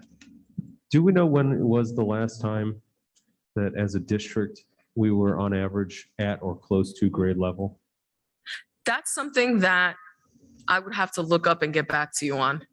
The reason that I bring that up is because I've lived in Detroit not just Detroit, I've actually lived in Oak Park for about 30 years. And it seems like all of my 30 years here, we've had these issues, and I'm not a 30-year school board member. So I don't know if that's just the talk of the town or if that's real. And if it's real and it's that long, or even close to that long, if it's 10 years, if it's 20 years, if it's 5 years even, it seems like we need to do something on a very grand scale to find out what's going on. And I love that we brought in a new administration with a new focus, and we've specifically targeted people from districts that have been successful and had long histories of being successful. But I wonder if we should try to do something to bring in a consultant or something of that nature and really, take this on in whole cloth instead of piecemeal. That's all I got. All right. Thank you. Trustee Corcoran? Ms. Baptiste, I have a couple of questions.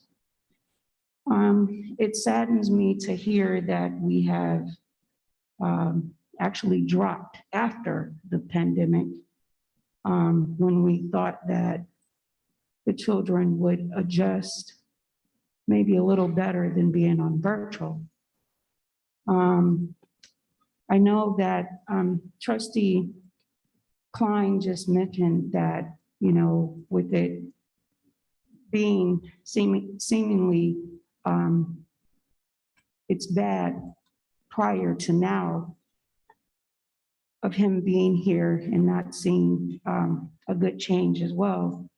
But my question is, have we reached out to, seeing that it's a statewide issue, have we reached out to the legislation or, our legislator to ask what are they receiving as far as their feedback from the other districts, not just around this geographical area, but as far as up north or, more to the like Lansing or, other places where, Flint or that far, I'm saying, because I do hear that there is a nationwide type of issue. And with that being so, I just thought that reaching out to our legislator with some type of questions to get the answers for us, because I've been trying myself to figure it out, because if our graduation rate is where it was, and to hear that now we're 3 to 4 grades behind, then what would that look like in June?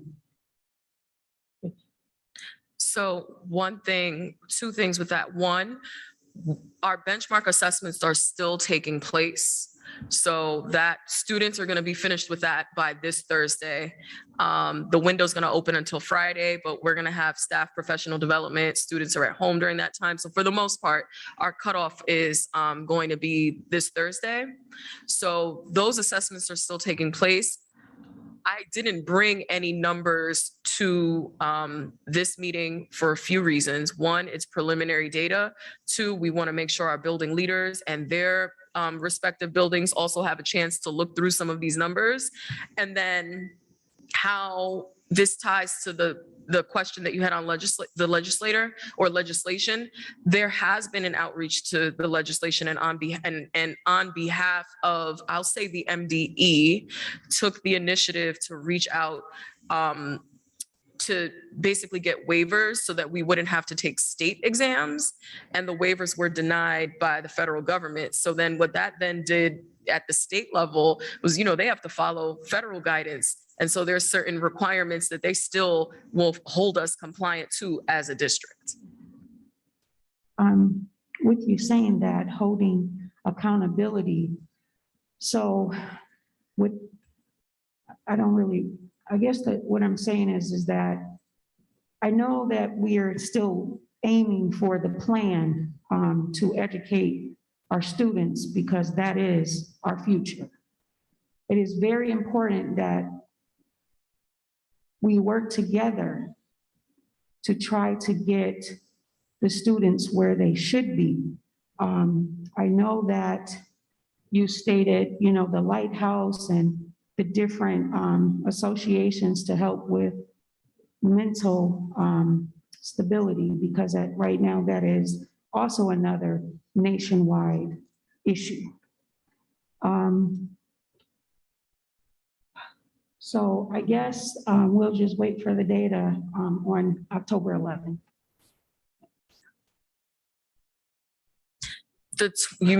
I know what you mean, the preliminary data and then the full, right. Not the official. Right. Ms. Baptiste, I had a question about, at our last meeting, you shared with us that we have teachers and staff reaching out to students who had been registered, who have not come to school yet.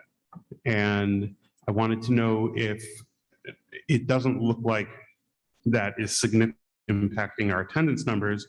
Have we been gathering data about, for those obviously who we have been able to contact and have stated that they're going elsewhere, are we gathering data about what those reasons are and compiling that,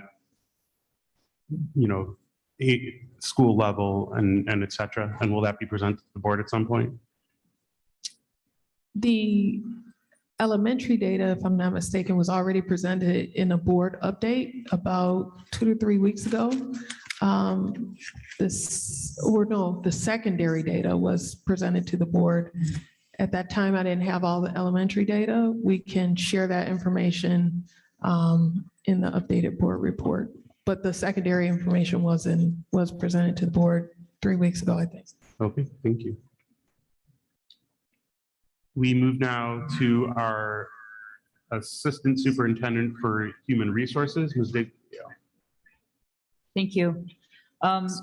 Much of my report has been discussed throughout the evening, but I do want to highlight a few things. Our pupil count day is this Wednesday, October 6th. We mentioned that briefly, that 90% of our student aid comes from this count, 10% in February, which is the winter count.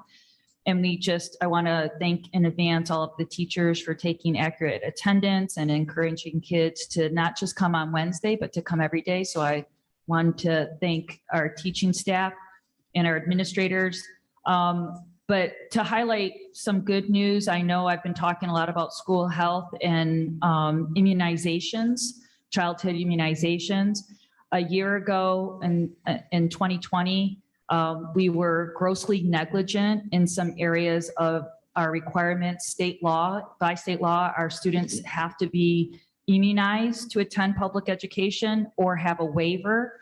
And when we look at data from 2020 to now, there's just some tremendous improvement and an indication of the power of teamwork. So if we look at childhood immunizations for Einstein, in 2020, we were at 89%, and today we're at 97%. At Key, we were at 80%, and we are now at 92%. At Pepper, we are 84%. We are now at 93%. A substantial increase at OPA. They were at 57% of our middle school kids were immunized, and that they are at 90%. Nova was at 95, we're at 93, and the high school was at 93, and we now are at 94. We had to turn in our early childhood numbers, our GSRP numbers, and we are at 96 at Einstein, Key 100% immunized, and Pepper 92% immunized. This is again a tremendous improvement in a indicator of what we can do when we all work together. I would be remiss if I didn't thank Nurse Long, Shelley Sherman, every single administrative assistant in the district, our principals, the Oakland County Health Department for partnering with us, and Sarah Muller, who is new to our team through Oakland Schools. This means a lot to the health and well-being and wellness, and it also is an indication that our parents are starting to trust us and the importance of this and teaming with us to make sure that our kids are immunized. State law says your October number need to be at 90% or higher, and our February is to be at 95% or higher, and we are on track to do that for the first time this year. So I'd like to thank all those folks who have been part of this work and will continue to carry it on. Thank you so much. Thank you. Any questions from the board? Trustee Lunkins? I'm sorry, Trustee Corcoran. The only question that I had is, Ms. Biglio, you gave the percentages. Is it possible if we can get the numbers instead of percentages? Meaning, if we went up 89%, like when you got that percentage, how did you get that percentage? The percentage is the number of grade in that grade or that school. So the number of students in that school. So in 2020 in Einstein, of all of their student population, 89% of their total population had their immunizations, 57% at OPA. Whereas today, when we look at number of kids who attend and have their immunizations, we have went up above 90% in all the districts. So, I'm sorry, in all the schools. right, what number? Their student numbers, so student counts, which are gonna be fluent. Okay. They'll be fluent, but if it would be helpful, I could work on getting those numbers for you. I appreciate it. Sure. And Ms. Diglio, as Dr. Hitchcock mentioned, and thank you for refreshing my memory, we did get an update a few weeks back about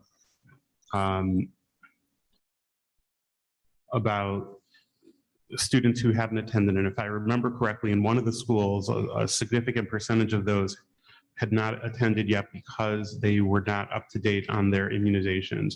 Have we been specifically addressing that with those families to get those students properly immunized and into school? Yeah, that is OPA. So OPA was at 57% and now they're at 90%. We are going to host another immunization fair in November. We're partnering with Ascensions here in our clinic. So yes, we're addressing that constantly. I'll say that one of the things that we had to do was exclude kids who are not immunized based on the law. And some parents left that day, went and got the immunizations and came right back.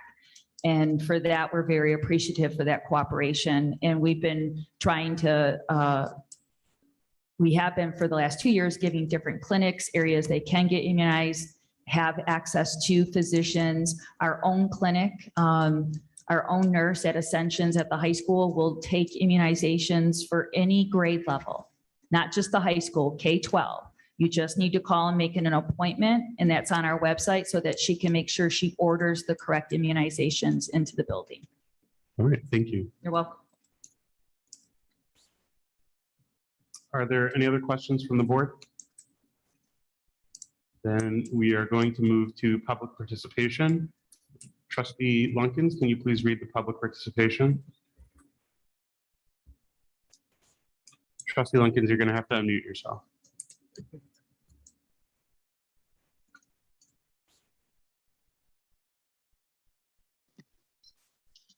Members of the audience are invited to participate in board meetings prior to the business portion of the meeting, following conclusion of the reports, and prior to the adjournment of each meeting.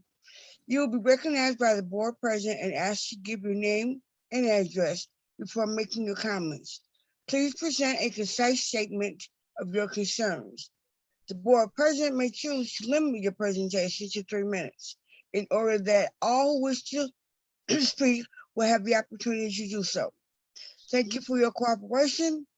We welcome your input. We appreciate your presence at our meetings. If any person with a disability needs special accommodations to a Board of Education meeting, please contact the superintendent at 248-336-7705 within 7 days prior to the meeting.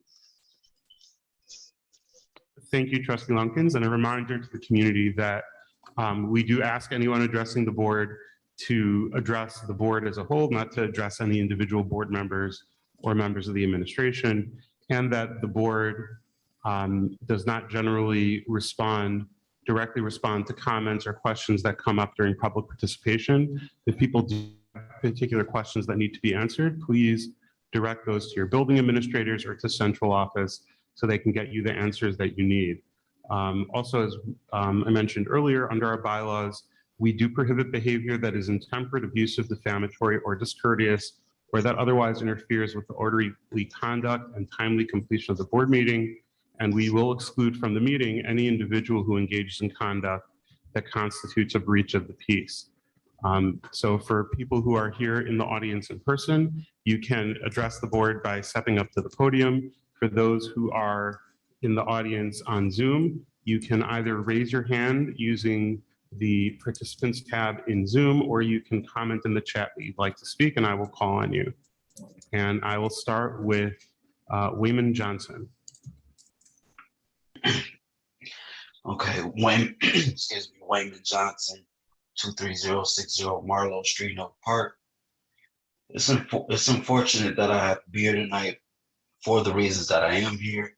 On September 30th, my 9th grade son was able to walk out of the school building after his first hour and walk right back into the building and attend his fifth hour. If I didn't have GPS notification on his phone, I wouldn't even know. I repeat, my son literally walked out of the school building undetected and walked right back into the school building. And I'm sure he's not the first to do this. Let this sink in for a minute, board members. And before you dismiss my concern, imagine your 14-year-old child who made a bad decision, but the people you trust to keep your child safe did not even notice that your child was missing. I do not pardon my son's actions, and believe it, I'm taking care of it. I emailed the principal, the assistant principal, and the superintendent about this. I heard back from Mr. Sanders within 30 minutes. I spoke with him and the head of security that day. I came up to the school to meet with them the next morning. I will make this short and sweet. The excuses were in abundance. Nothing was resolved. And I highly question the safety of my son and the peers at the school. I did provide several solutions that could help. If any of you are interested, please call me. I spoke to the brand new principal today. She gave me hope that she could turn things around with the limited resources that she does have. Oak Park has been a battleground from kids fighting to people coming up to the school attacking our Oak Park kids. Police officers arresting kids, teachers and staff looking really weary and miserable. Our kids are not safe. As a matter of fact, no one is safe at OPHS at the moment. The fact that anyone could walk in and out of the school and the assistant principal informs me that there's not enough security to watch all of the doors leaves Oak Park High open for someone to bring weapons and mortally wound our children and staff. I watch the board meetings every month. I hope all of the elected officials that we support can at least come together and agree on this issue and protect our students and everyone at the school. This current higher administration, I feel, is incapable of doing so and continuously proving that they aren't capable. Thank you. Thank you. Nancy Rutkowski. Hello, my name is Nancy Rakowski. Address is 17500 West 11 Mile, Lathrop Village, 48076. I am the labor consultant, UNISERV director for the Oak Park teachers and parapros, for Troy teachers, parapros, and secretaries, for Madison Heights teachers, and for Lamphir secretaries and bus drivers. I just would like to, I don't usually do this, but I'd like to correct some of the statements that were made that I am questioning. First of all, the cost of a step for the teachers is $1.6 million, not 1.1. Mike and I have been talking about this for many months because we knew it wasn't right. We've been able to figure out the numbers too.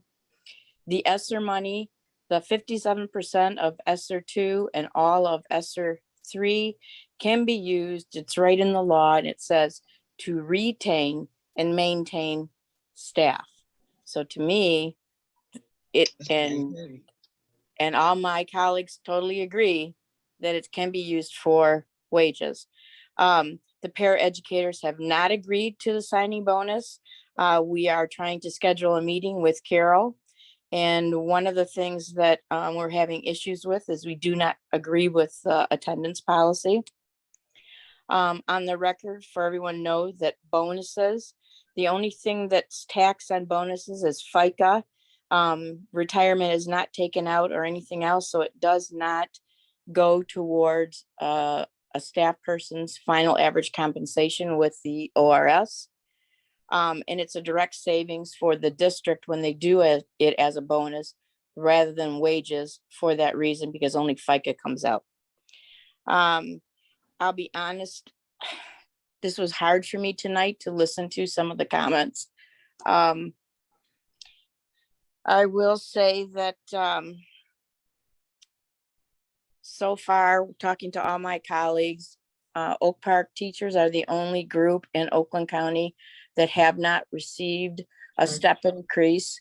And the other point is, when I look at the budget and things like that, I will tell you, it's really hard for me to sit here and listen that the district would rather buy furniture and beautify their buildings than to give the teachers the raise they deserve. How do you have a district with no teachers? Because they're leaving right and left. And when we talk to them, it's because they didn't get their step. Thank you very much.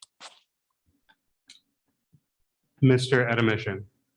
Can we just acknowledge that any tax advice is not from the board and not espoused from the board and or the administration for that matter, just as a matter of information.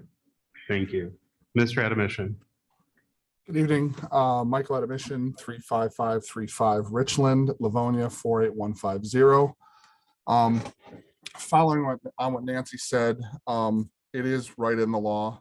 I mean, to Mr. Klein's point right now, it is right in the law that ESSER can be used for wages. I'm reading documents from all over Michigan from the MEA, and I just, in the time that I've waited for public comment, consulted the ESSER FAQ on the government's website. So the assertion that funds cannot be used for compensation and only can be used for hazard pay, at least in MEA Legal's justification and indication is false. Every single district, not just in Oakland County, every single district that settled a contract or paid wages out this summer with ESSER funds gave at least steps, if not more money on top of steps. Not all districts had increases. Several districts had decreases, and I understand your reticence because of the decrease in students we have here. But I'd also like to point out that somehow the district managed to overestimate our enrollment by almost 1,700 students. We've enrolled 700 and some odd students, but we've also lost 1,000 students. So somewhere in that math, 1,700 students is the amount that we have overestimated our enrollment. Nancy pointed out the amount of money that you'd rather spend on furniture or on beautifying the districts.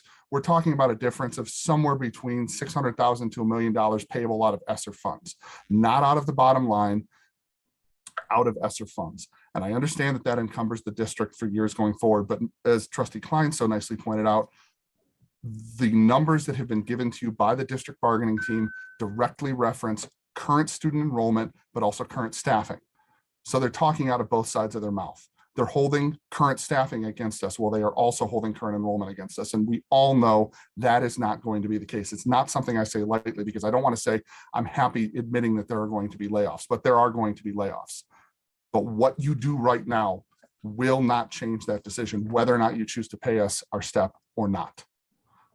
And to the point of what the district's offer is, you might not want to call it a freeze, but when I look at the most recent offer, all bargaining unit members will be determined by the wage reopener 2021-22, no step or financial increase, period.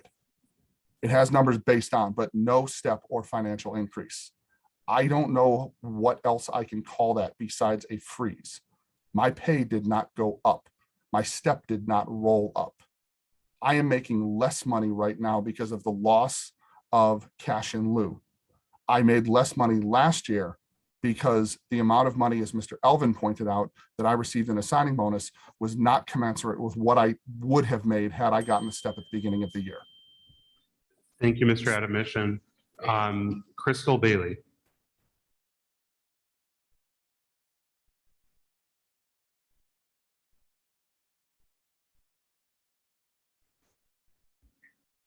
Crystal Bailey, if you're there, please unmute yourself.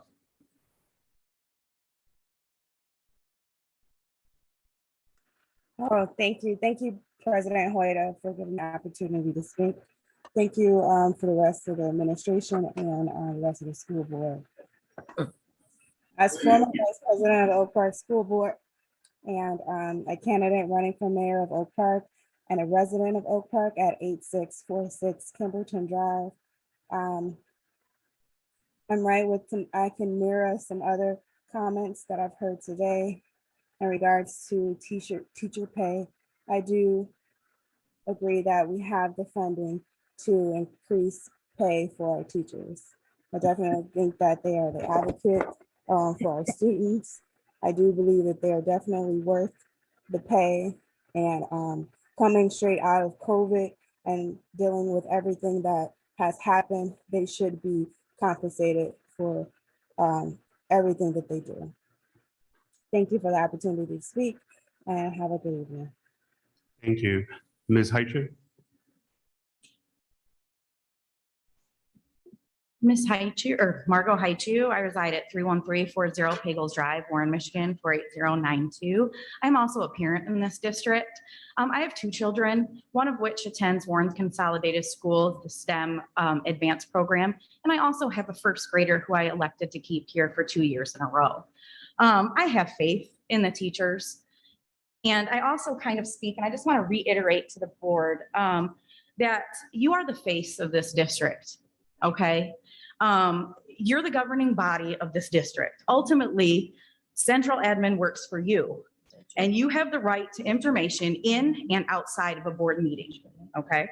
With all due respect, I want to clarify that we are the only district in Oakland County that has not received a step progression, okay? Step progression in our contract for a 4-year contract, it's step progression. It's not a race, it's a progression, okay? To which, you know, I just want to again reiterate that the 2021-22 budget did not include a step increase and was created prior to a wage reopener that was done in June.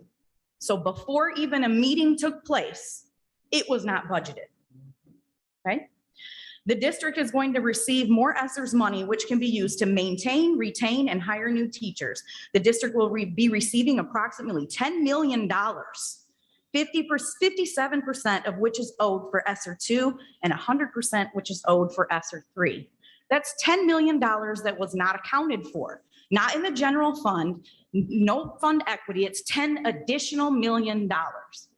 So what are we talking about? Why is this such an issue that we have to fight for the money, but nobody else does? It doesn't make any sense. It's been said teachers are leaving left and right. Yes, they are. Would they prefer to stay? Absolutely. I've been here 15 years. I prefer to stay here. I love my children. But if the right offer came along, that doesn't discredit my love for my children. I have to think of my family first. And it's not fair that I have to pit my family against my other family. It's not fair. Thank you. Thank you, Ms. Haichu. Lisa R.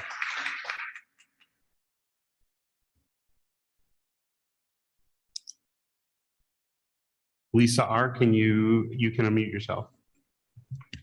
Hi, yes, good evening. I reside at 21730 West Hampton in Oak Park, Michigan. Can you please state your full name? Mrs. Roberson is what it is. Okay. It's disheartening tonight. Hard pill to swallow here, listening to everything. And 3 weeks ago, it was a hard pill to swallow too. Being a parent of an elementary student in Oak Park, him losing 2 teachers within the past few weeks, and teachers not getting their step or not. My mind just is boggled right now. I'm with the teachers here because I'm a little lost in everything that's going on, and I have attended every meeting over the past 18, 19 months except for 2. Okay. So you can feel my frustration in my voice when I have stepped aside from my job to make sure that my child gets education like he's supposed to sit here tonight and hear from Ms. Baptiste about children in the district have fallen back 2 or 3 grade levels is disheartening. Also to hear as a stakeholder in Oak Park, and also attended Oak Park, me and my husband years ago, that I'm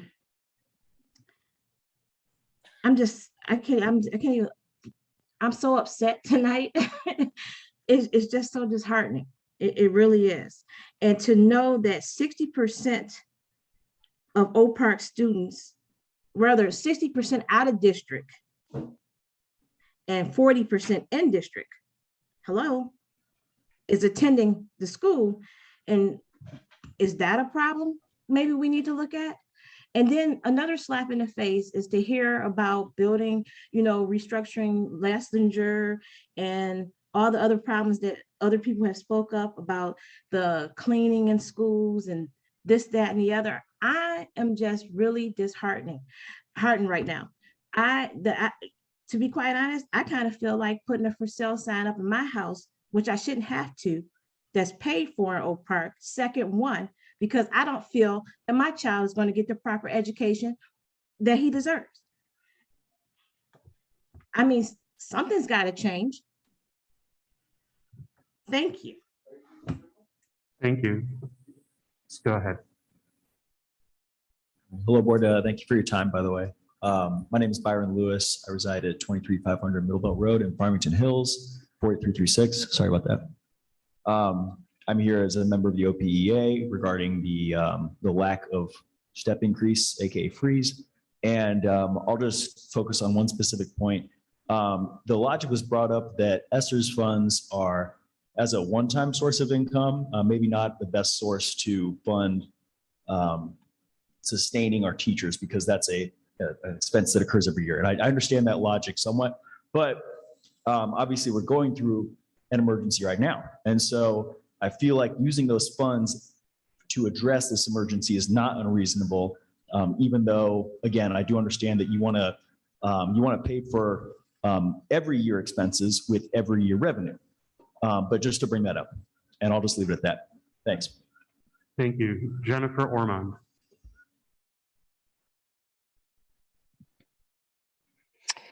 Good evening. My name is Jennifer Ormond. My address is 21722 Greenview Road in Southfield, Michigan. I want to give you some insight into the life of a teacher who cares deeply about her students and is also struggling to continue to show how much in the face of a promise that has not been honored. I work 2 jobs, my teaching career, and I drive for food delivery service on evenings and weekends in between my doctor and physical therapy appointments. I typically don't have enough time to devote to my necessary side gig, however, because my free time is increasingly consumed with student-centered activities that enable me to maintain my relationships with my students and demonstrate just how much I care about them. An example of this is this past weekend. A student asked me to escort her onto the field for homecoming game in court because her mother was escorting her younger sister.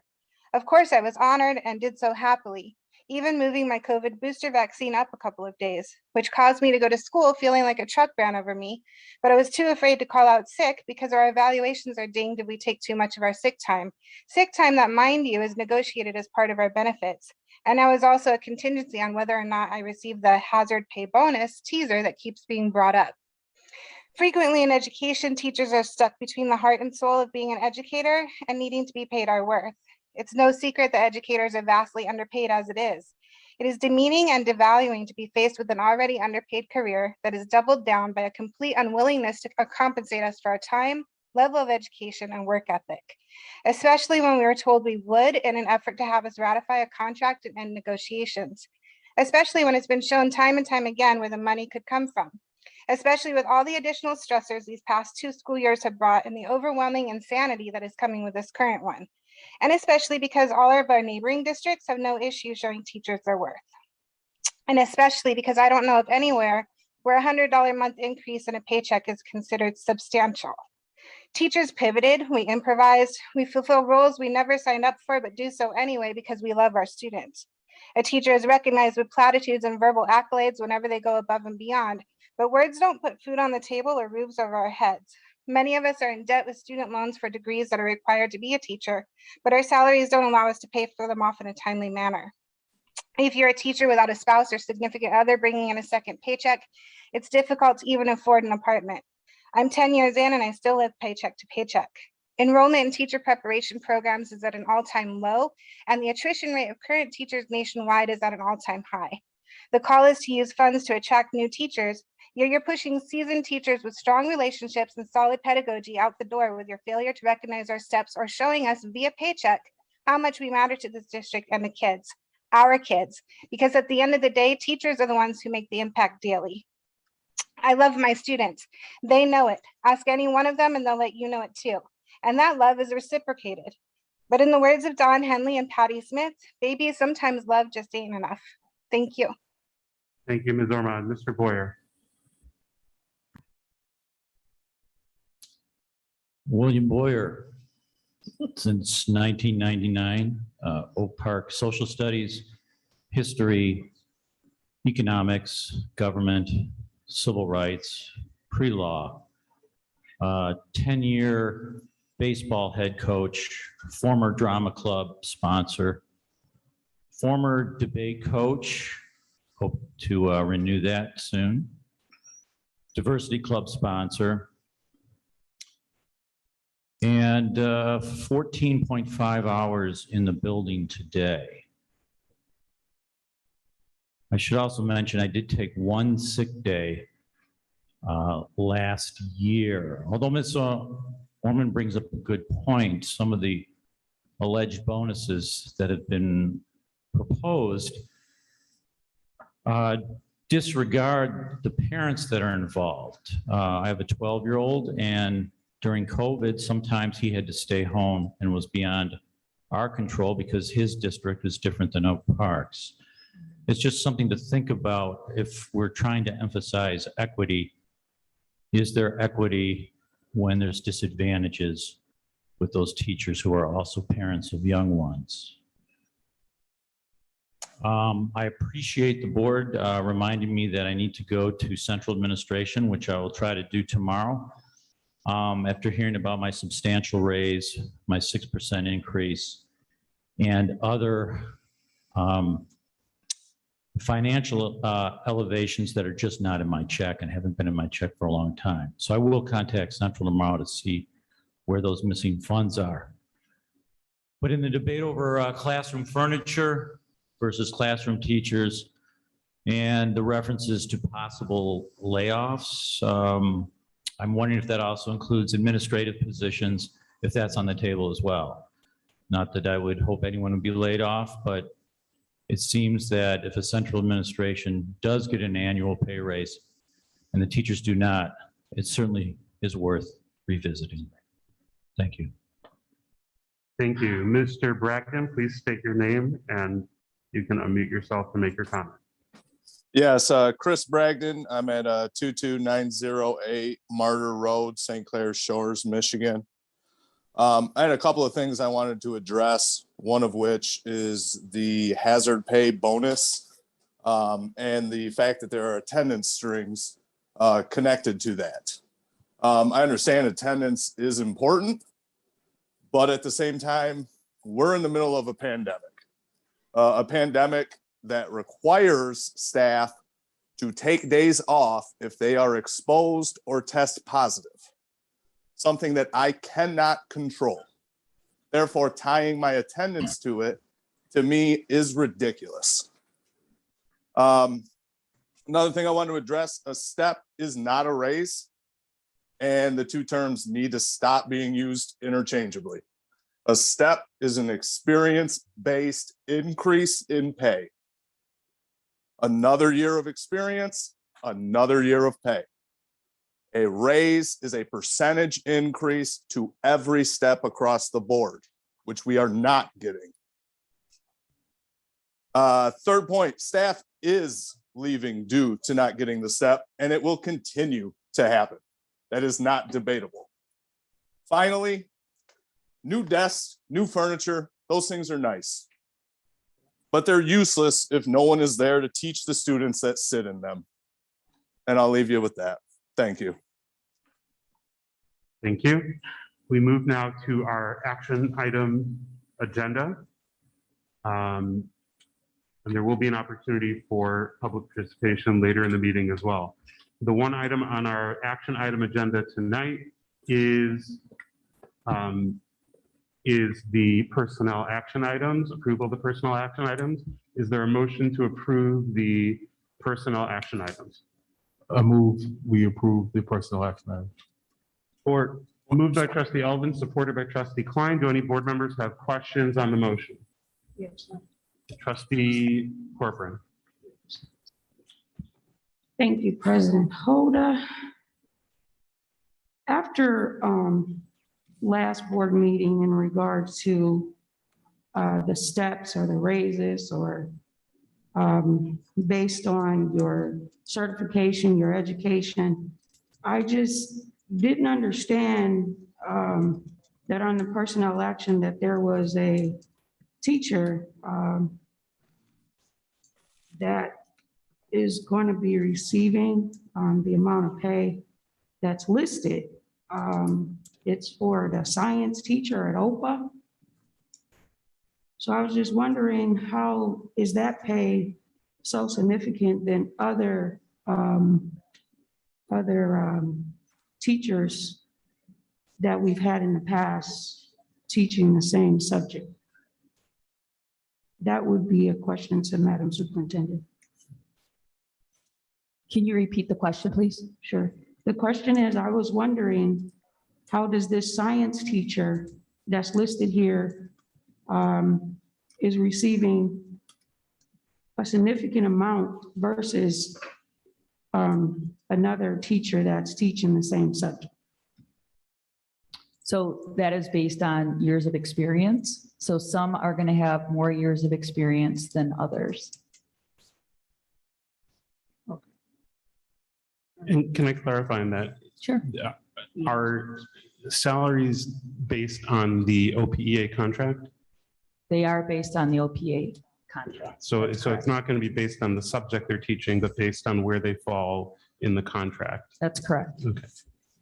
Right. So not that they're teaching the subject, so it's based on their classification and their degree status based on their step, correct? It's going to be, well, we try to bring people in to not go backwards, especially in the climate that we're in right now, meaning that because the adjustments to our steps in our contract, we will not bring them in with more years. So if they are saying a certain salary and they've only been teaching 4 years, but they want to be brought up at the higher step, we won't do that. We won't bring them in for less experience than what they have. So it is negotiated with those new hires based on their experience and what we can provide to where they would fall on our step schedule. We also honor their education. So if they're a bachelor's plus 15, master's, master's plus 20, so on. We follow the lanes as well. So if you can see, this individual has a master's degree. So they're coming in under the master's lane. So is that step, when they come in, is that step capped? Or is it capped, like for this individual? So you say that person comes in based on their education. So if they have a master's, bachelor's, wherever their category fits into the contract under the step, like this step, would this step be the cap step, or this person is able to continue to move on to the next step? So like, is there another step for this individual? It depends on where they're brought in. So if they're brought in at step 8, and if the whole OPEA are moving forward and they have room to move forward, they can move forward. In this case, they would be brought in at that salary at a prorated amount because they're coming in after the school year has started, and they won't be moving forward until the OPEA as a whole moved forward on that step. Okay.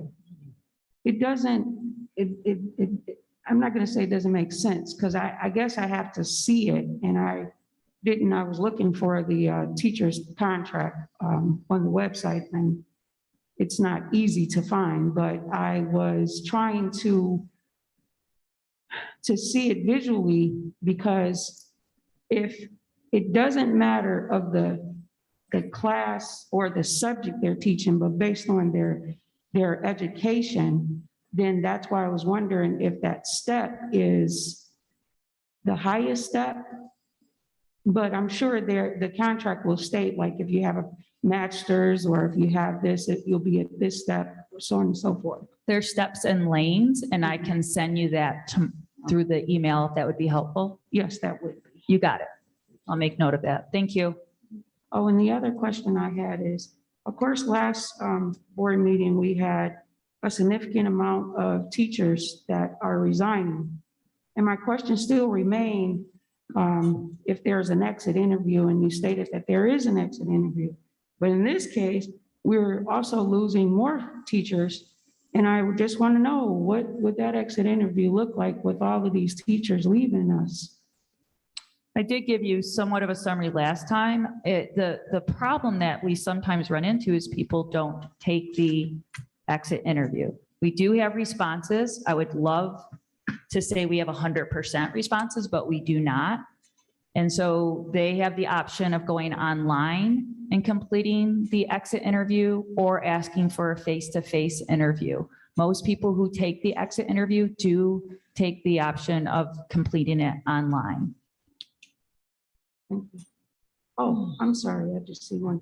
Right here, when you stated that this teacher had a change of status, and I noticed the amount there, is that the amount for the bonus, or why was that change, the change of status? Can you tell me who you're looking at? Yes, Valerie Hill.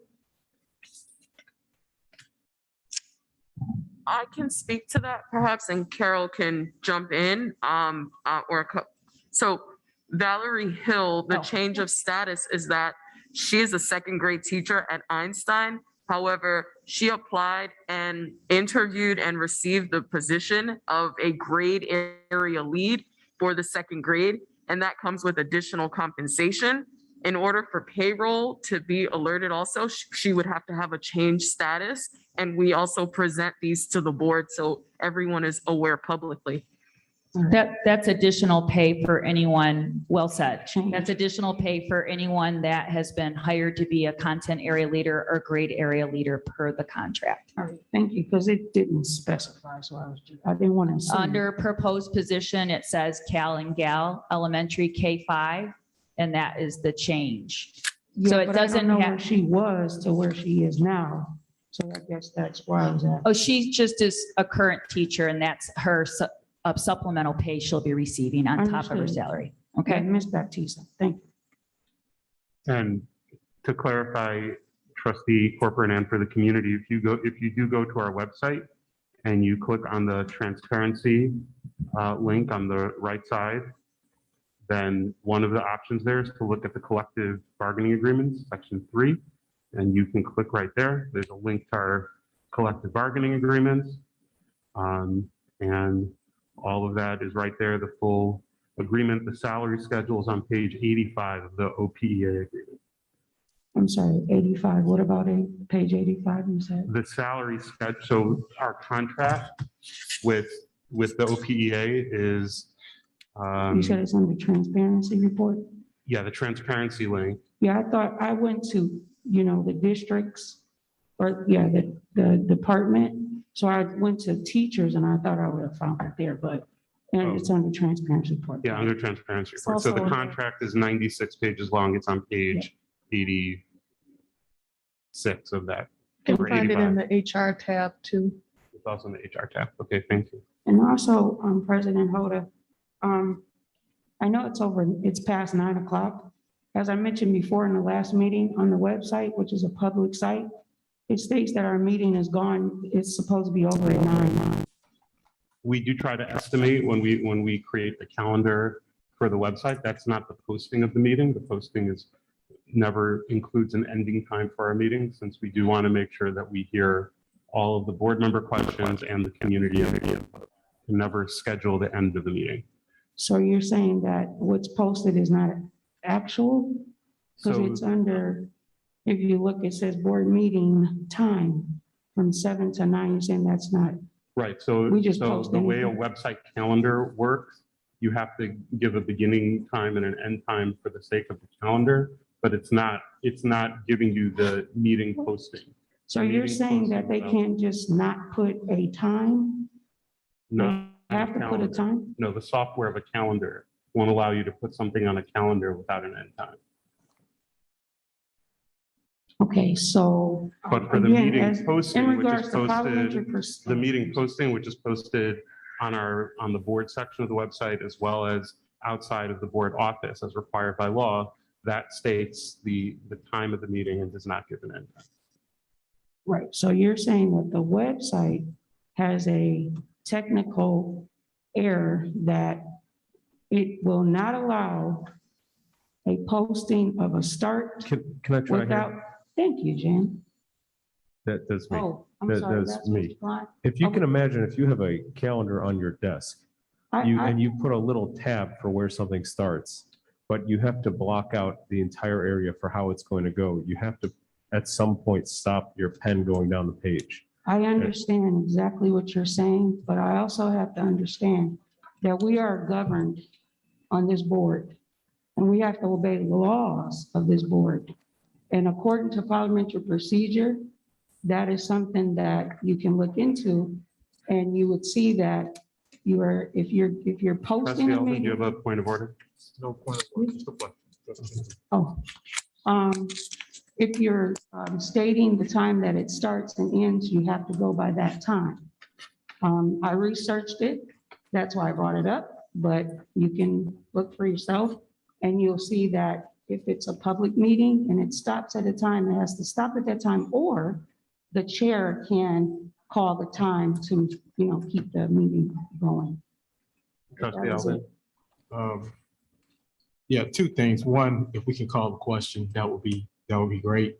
And then the second one is, I see here on the site, I know where you're going.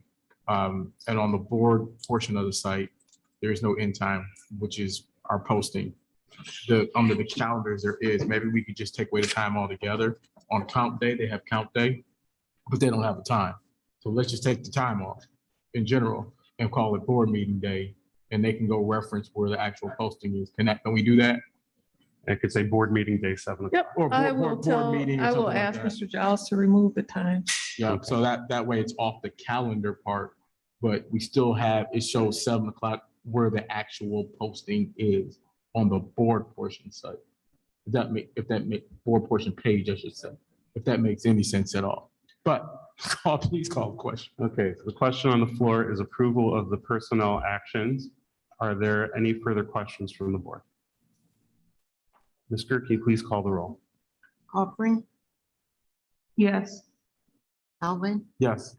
Goodfriend. Yes. Hoda, Yes. Klein, Yes. Lunkins,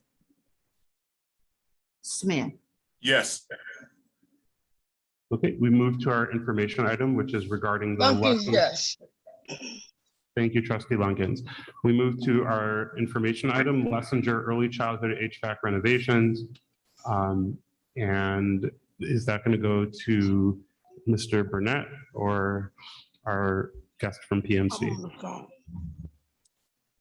Oh, Mr. Burnett, can you tee it up and then to PMC? Yes, so we put an RFP out for a revised RFP for the Lessinger HVAC after we value engineered it.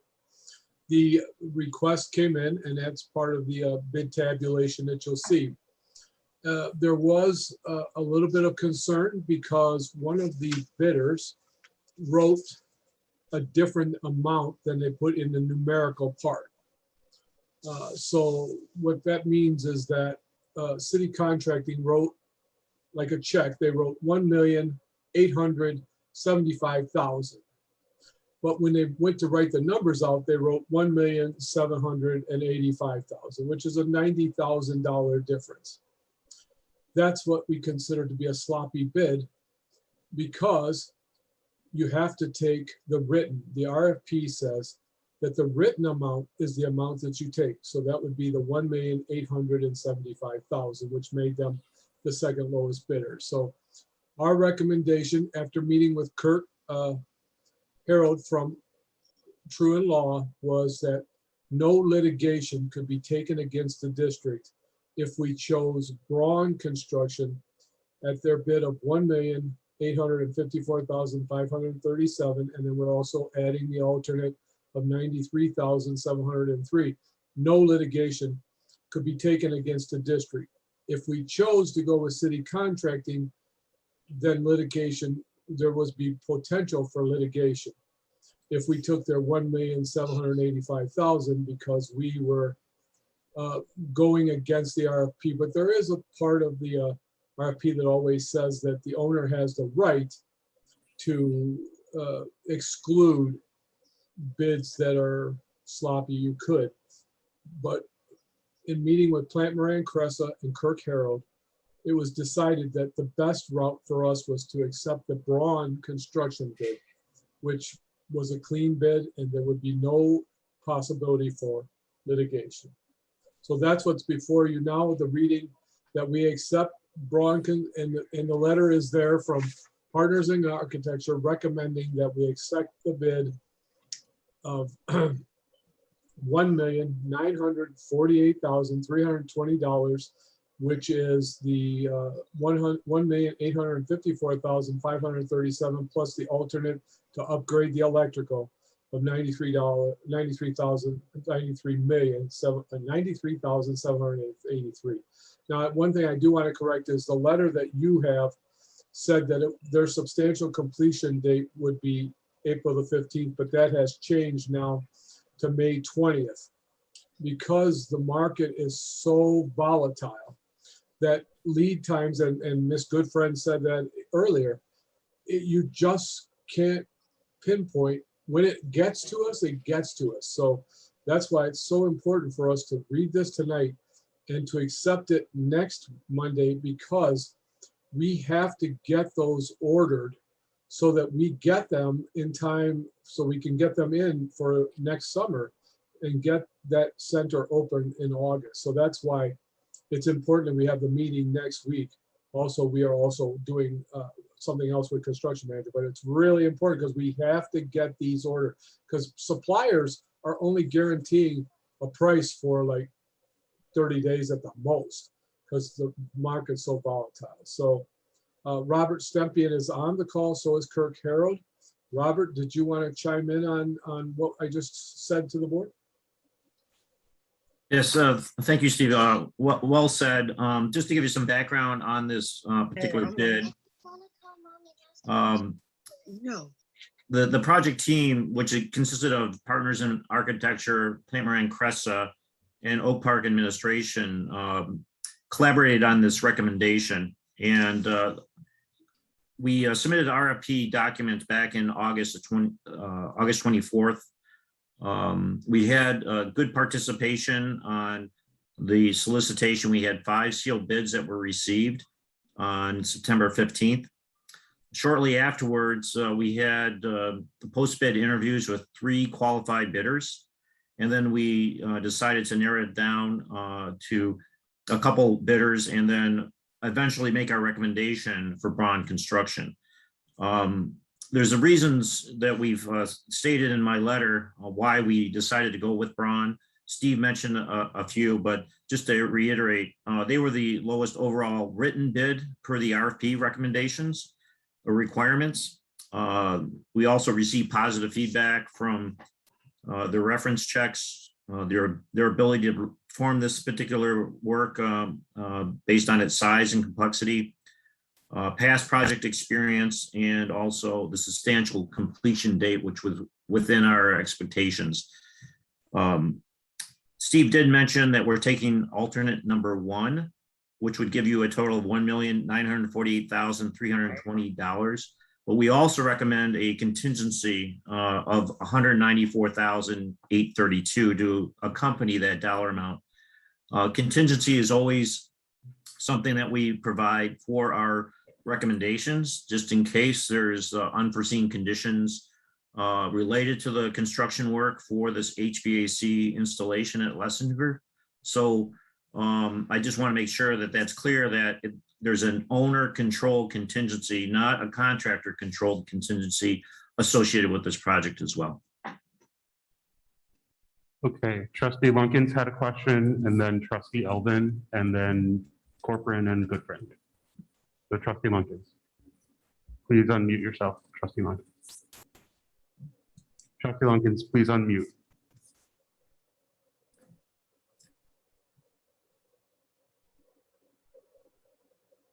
Has it been 10 years since Lessinger has had the library, the hallways, and the cafeteria and the kitchen redone? Yes, all those areas will be touched.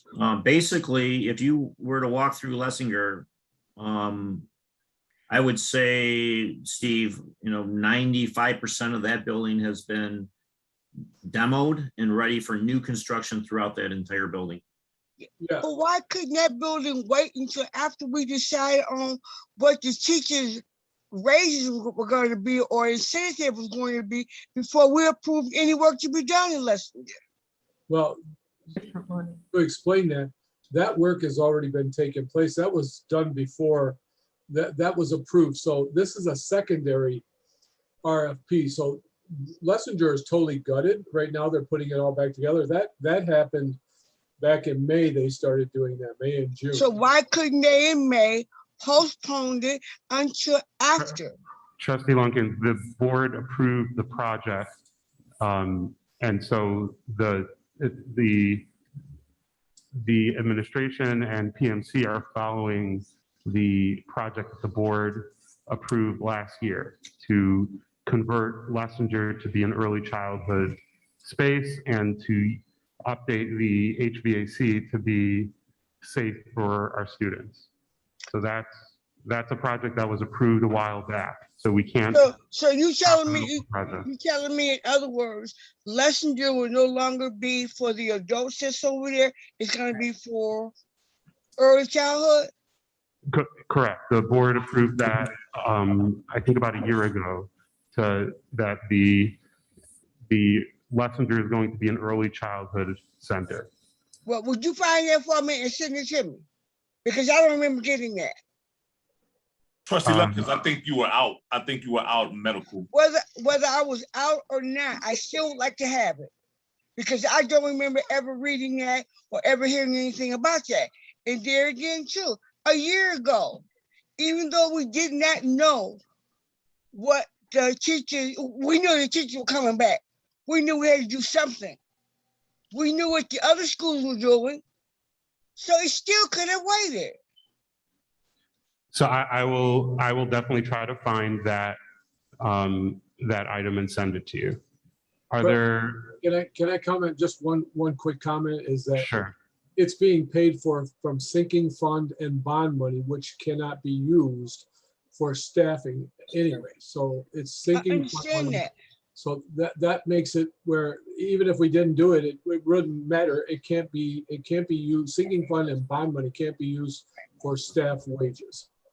But who's to say that there would not be an emergency for a sinking fund or bond issue to be done and still lesson year?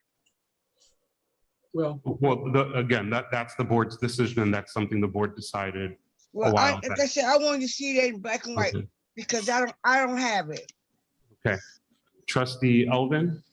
Yes, thanks. Mr. Burnett, I heard you mention potential litigation for not accepting the Braun construction bid. I just want to understand a little bit more about that. Can you talk a little bit more about that?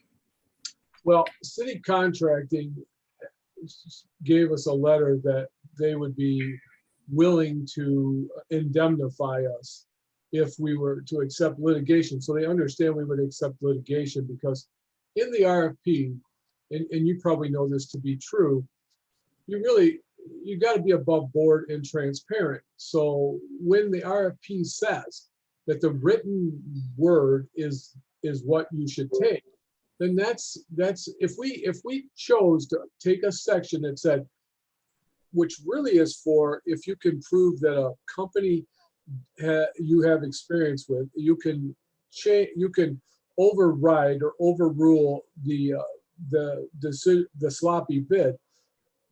Here's the problem that Robert and I have. It would say to the construction community that Oak Park makes up their own rules, that they don't follow the right way to do things, that they do it just however they please. And, unfortunately, the owner of city contracting didn't dot his I's and cross his T's. Therefore, opening us, Braun could say to us, oh, listen, that's not fair. We got the bid, read your RFP, and then file a lawsuit against the district because we're giving city contracting unfair advantage by picking them because they didn't follow the rules of the RFP.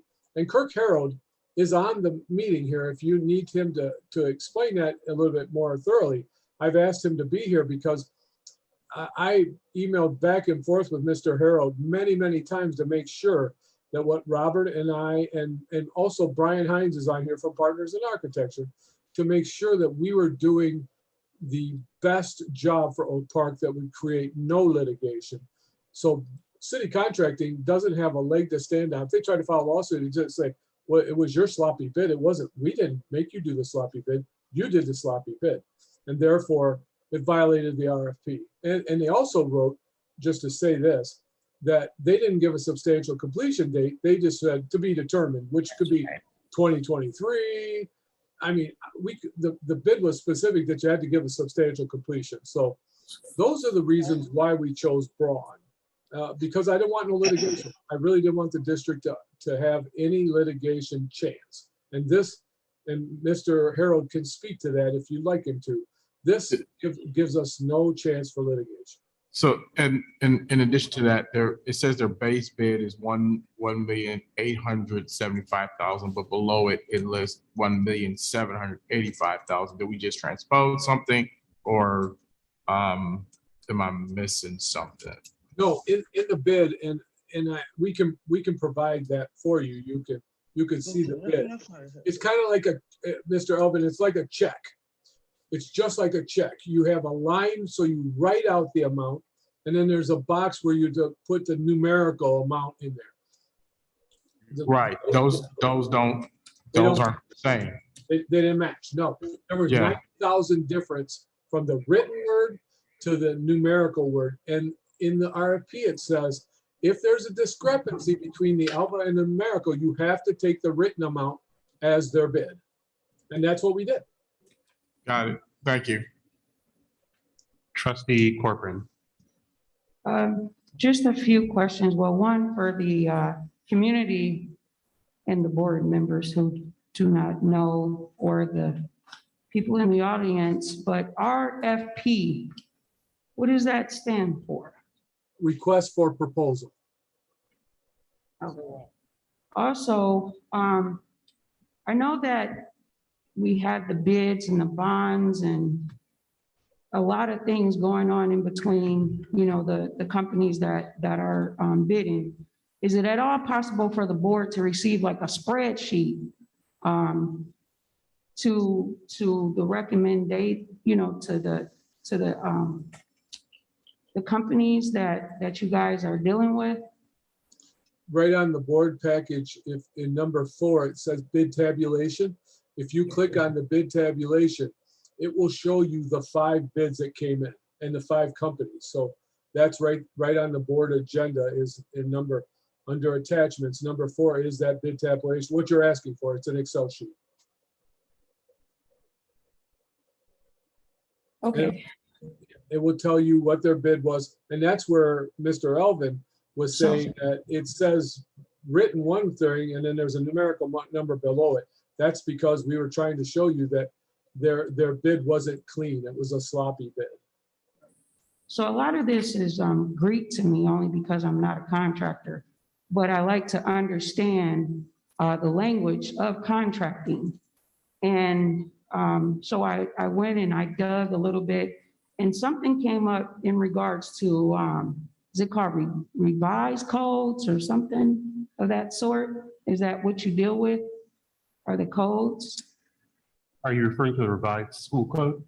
Is it school codes? The revised school code is the Michigan law that governs school districts. Right. Okay. So that would be the business, also the contract, like what he's doing. So revised school code governs everything we do as a school district. So then, is that why what Mr. Trustee Alvin was speaking about the number, the amount being written out, well, Mr. Barnett spoke in regards to it being written out versus, it was written out versus spelled out.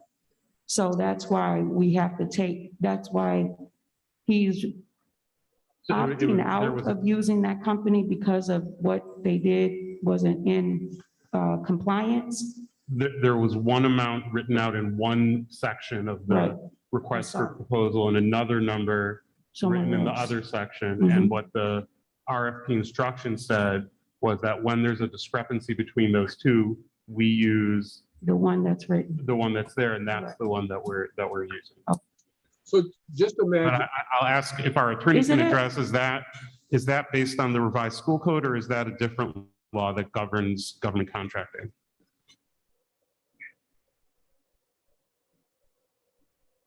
Mr. Harold, are you still on? I'm looking to see if I see it. Can I address that? This is Brian Hines with Partners in Architecture. Sure, go ahead.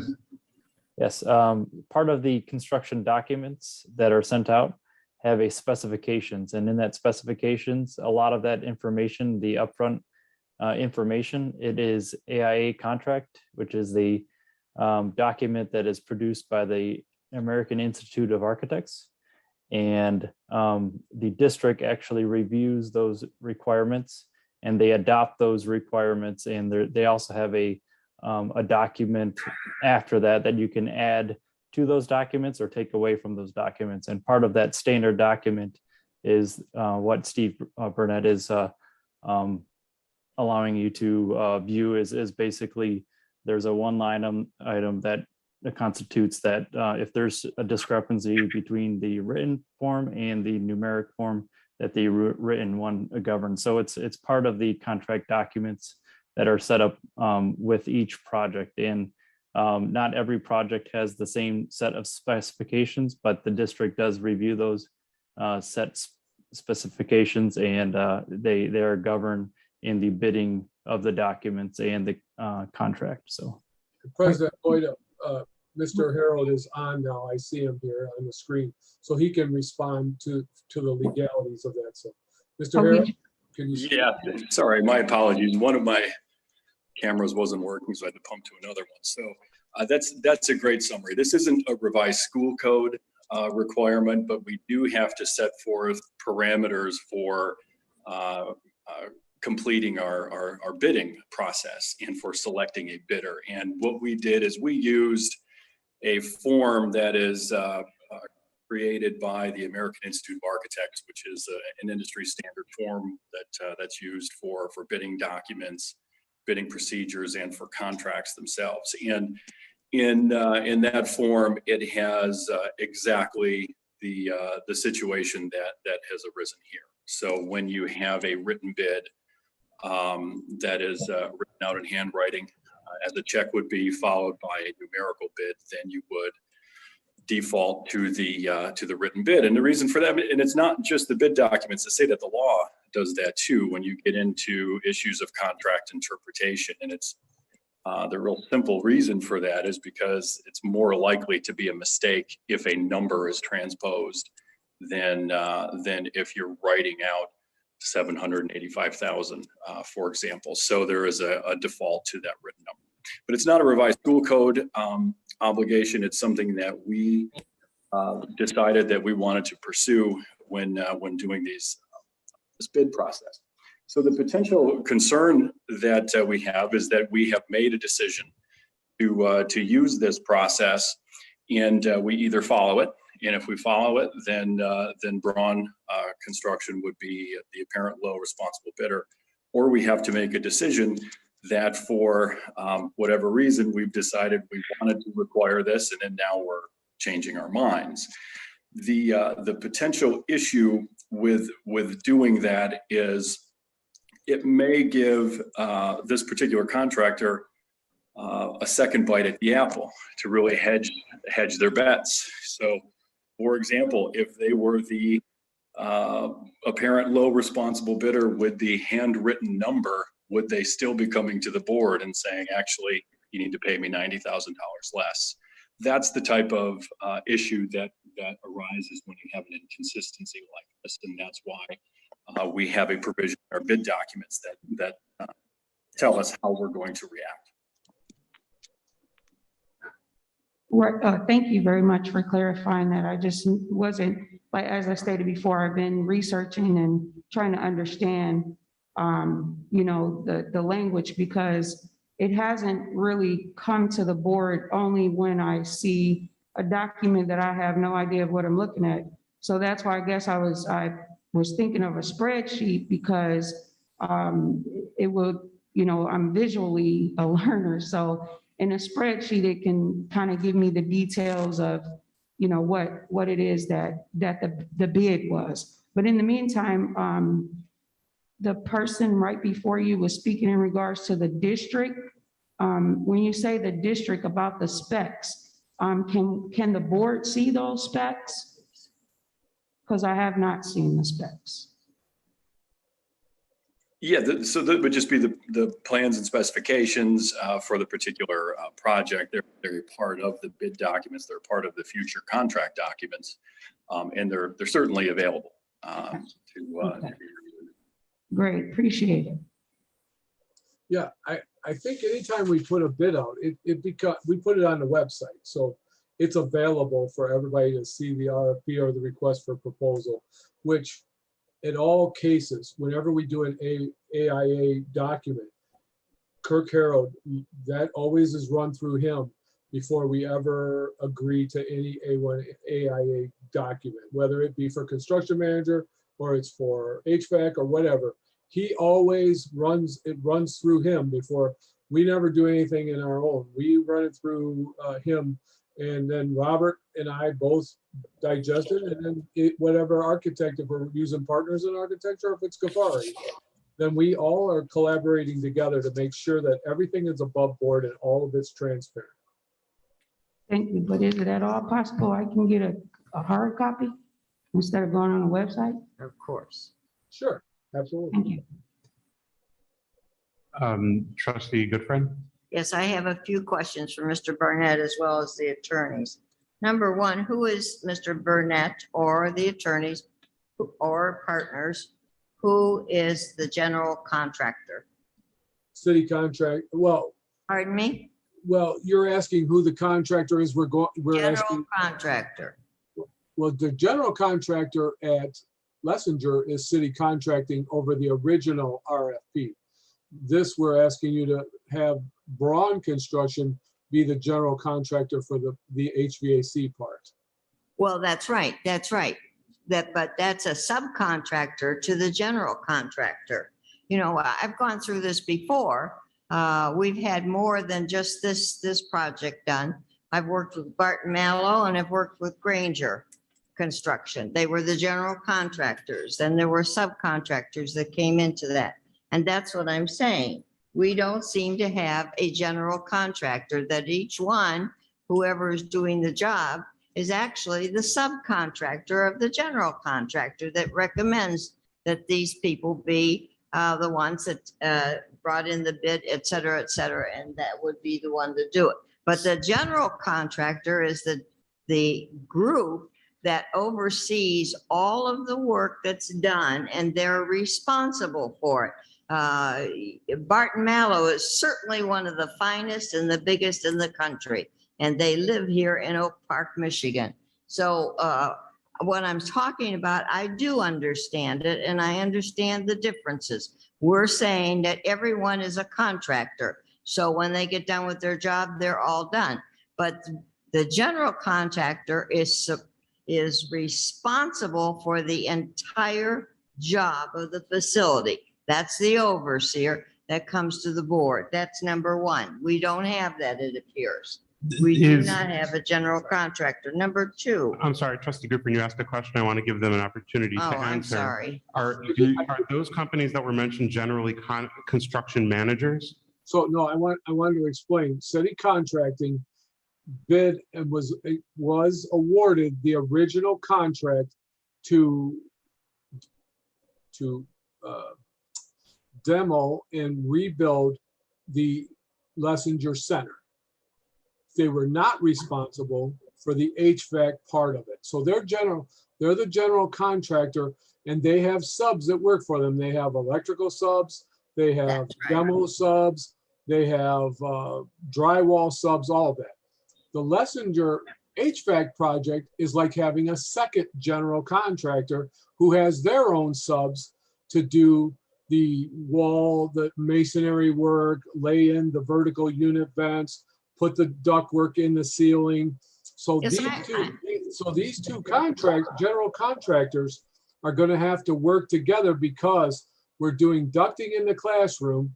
That's directly the responsibility of the HVAC or Braun, but the ceiling tile is going to be, and the ceiling grid is the responsibility of the general contractor, city contracting. So these two general contractors have to work together to complete this project. So is city contractor ever on the site?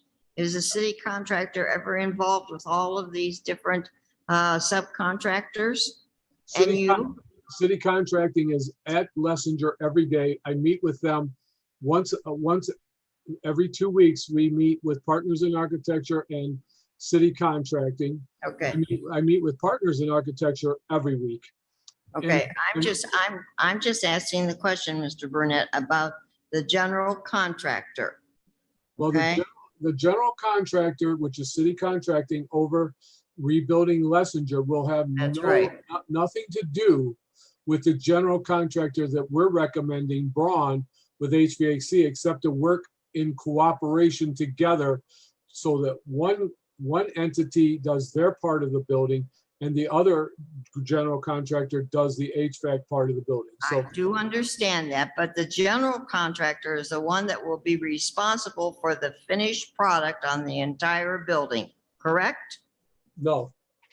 Well, The general contractor, for which city contracting will be responsible for their work that they've bid on.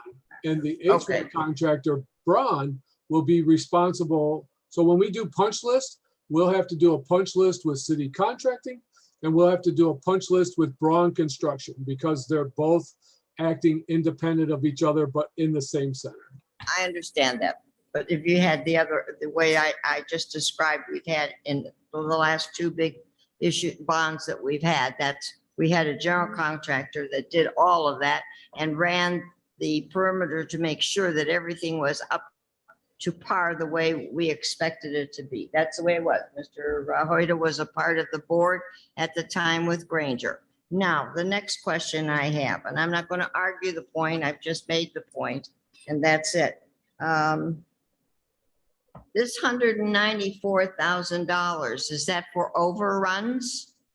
Yeah, Or just, that's a contingency just because, trustee Goodfriend, the market, the labor market, the parts market, and you identified that earlier, the logistics market, everything is so out of control that we want to make sure that we have a little extra, like a bank account, in case we end up.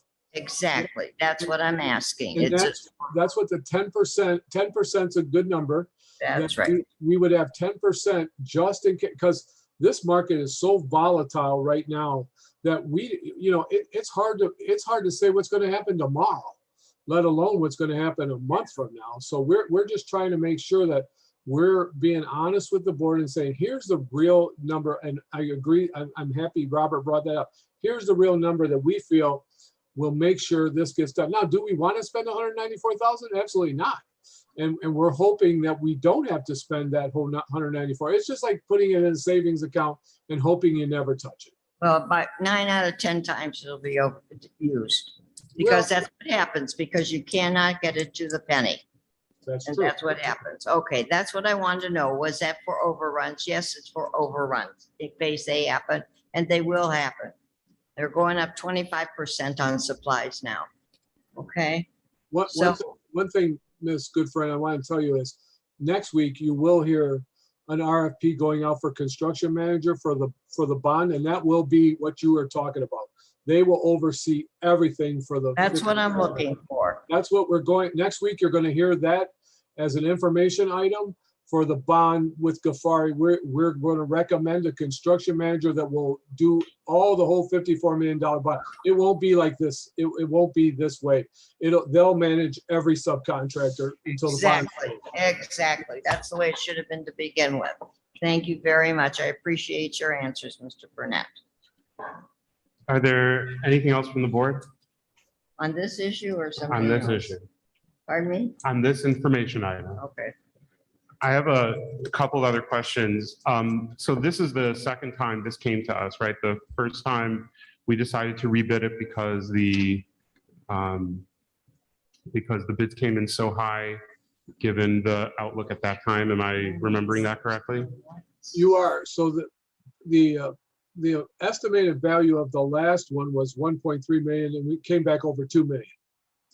And that was before any add-ons or alternates. So what we did was we went back to the drawing board. So at that bid, just real quick, we were putting the compressors on the roof and then the unit in the classroom. Well, I actually went to Peck Elementary and Centerline to listen to a vertical univent that had the actual compressor in it. And I was fortunate enough to be able to talk to a GSRP teacher in Centerline School, and she said, oh, no, it's quiet. I listened to it, and I thought, well, we don't need them on the roof, which then means we don't have to penetrate the roof, which means we don't have to run electrical to the roof. So all the unit now is all self-contained. So we were able to grab a couple $100,000 of value by putting the DX, what they call air conditioning, in the vertical univent, and then we did some rooftops that we were originally doing something different. So we went back after we rejected all those bids, and we asked Partners in Architecture to do a value, look where we could grab some value and lessen our dollar amounts for the HVAC. But of course, in that time frame, costs still continue to rise while we were developing this revised bid. So, unfortunately, it's a terrible time to be trying to get HVAC equipment, but it is what it is. And we feel like this is a good bid. We're still ducting it in the classroom. So the air and the heat will go to 4 locations on one side, 6 locations on the other. It's the right way to do things, but we have a hard process to get here. Okay. And then as far as the bids, are we required to accept the lowest bid? Or is there a different standard that's used to make that determination?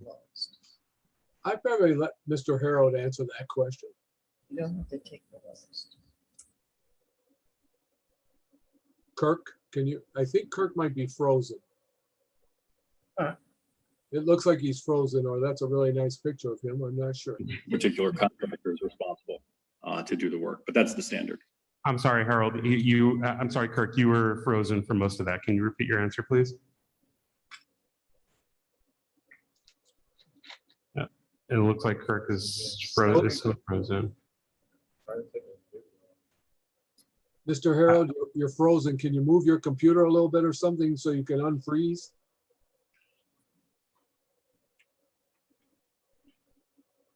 I don't know, if maybe Brian or Robert. Robert, give can us- you speak to that? Yes, typically you look for the lowest qualified bidder. There may be some things other than just the number that comes into play. It could be years of experience, project team, or whatever that's been assembled for the project. But typically, and fortunately for us, this would be the lowest written lowest qualified bid for this particular project. Mr. Harold, looks like you're frozen now. Can you hear me now? We Yeah. can hear you. Again, my apologies. So it's a mess today. Might help to turn off the video. I got it.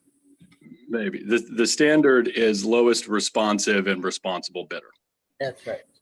So it needs to be responsive to what we're asking for and then responsible. So you can make a determination as to the responsibleness of the contract. And just to throw in President Hoyda, that's why we interview the 2 or 3 lower bids to make sure that we feel like they're capable of doing the job, who they're using as subcontractors, if we have any history with that. So that's why we do that interview process, to make sure we're vetting the information we need to make sure we're making a responsible choice and recommendation to the Board of Education. Okay, thank you. And then, Mr. Burnett, you mentioned that for the $54 million bond project, you will be recommending a construction management firm. Is there a reason why for this project you did not recommend a construction management firm? Well, we decided to go with a construction manager as an advisor so that we hold the contracts for the subcontractors and they just oversee that work. So we decided not to go with a general contractor on the bond just because of the size of the bond.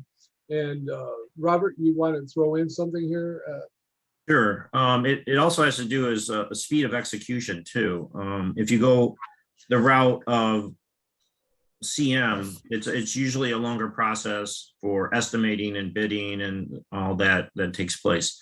This particular project, well, especially when we engaged city contracting, that was pre-bond approval. So in order to start that whole project, we had to use sinking fund dollars to pay for that aspect of the contract. And also, general contracting is a much more expedient way of executing work. We felt that this particular project should have, started back when it was approved a year or so ago, prior to the bond program being accepted by the public. The other aspect of the work being the HVAC general contractor, it's a smaller dollar amount. We had good documentation that was developed by PIA, and we felt that this particular smaller aspect of the work should be issued as a general contract format rather than bundled in with the CM, who, by the way, we have not selected yet, that will be engaged for the bond program. Okay, thank you. Just to be aware though, we have done interviews for construction manager on Friday. We did one again this morning and we're going to do one more on Wednesday afternoon just to make sure we make the right recommendation because that's a big project. But once you approve them at the October 25th meeting, that if you approve them, they have to hit the ground running because we have a lot of unit vents that have to get in this district by May of next year so that we can start the process in June, on June the 10th, after school gets out. And our time frame is really, really tight at this point because of, there's upwards, we're hearing 12, 16, 6 months to get univents. So imagine if we put out a bid in December, we're looking at May getting the univents, and that's without ships getting stuck in the harbor somewhere. You know, so we're on a very tight time frame. So that's why I wanted us to still have the meeting next week, because I needed you to approve the HVAC, because we got to get these ordered. And I wanted you to have the first reading of the construction manager, so we can get that on the 25th, and that can get approved, so they can, Ghaffari's working their butt off. They're doing the designs. We've done page turns.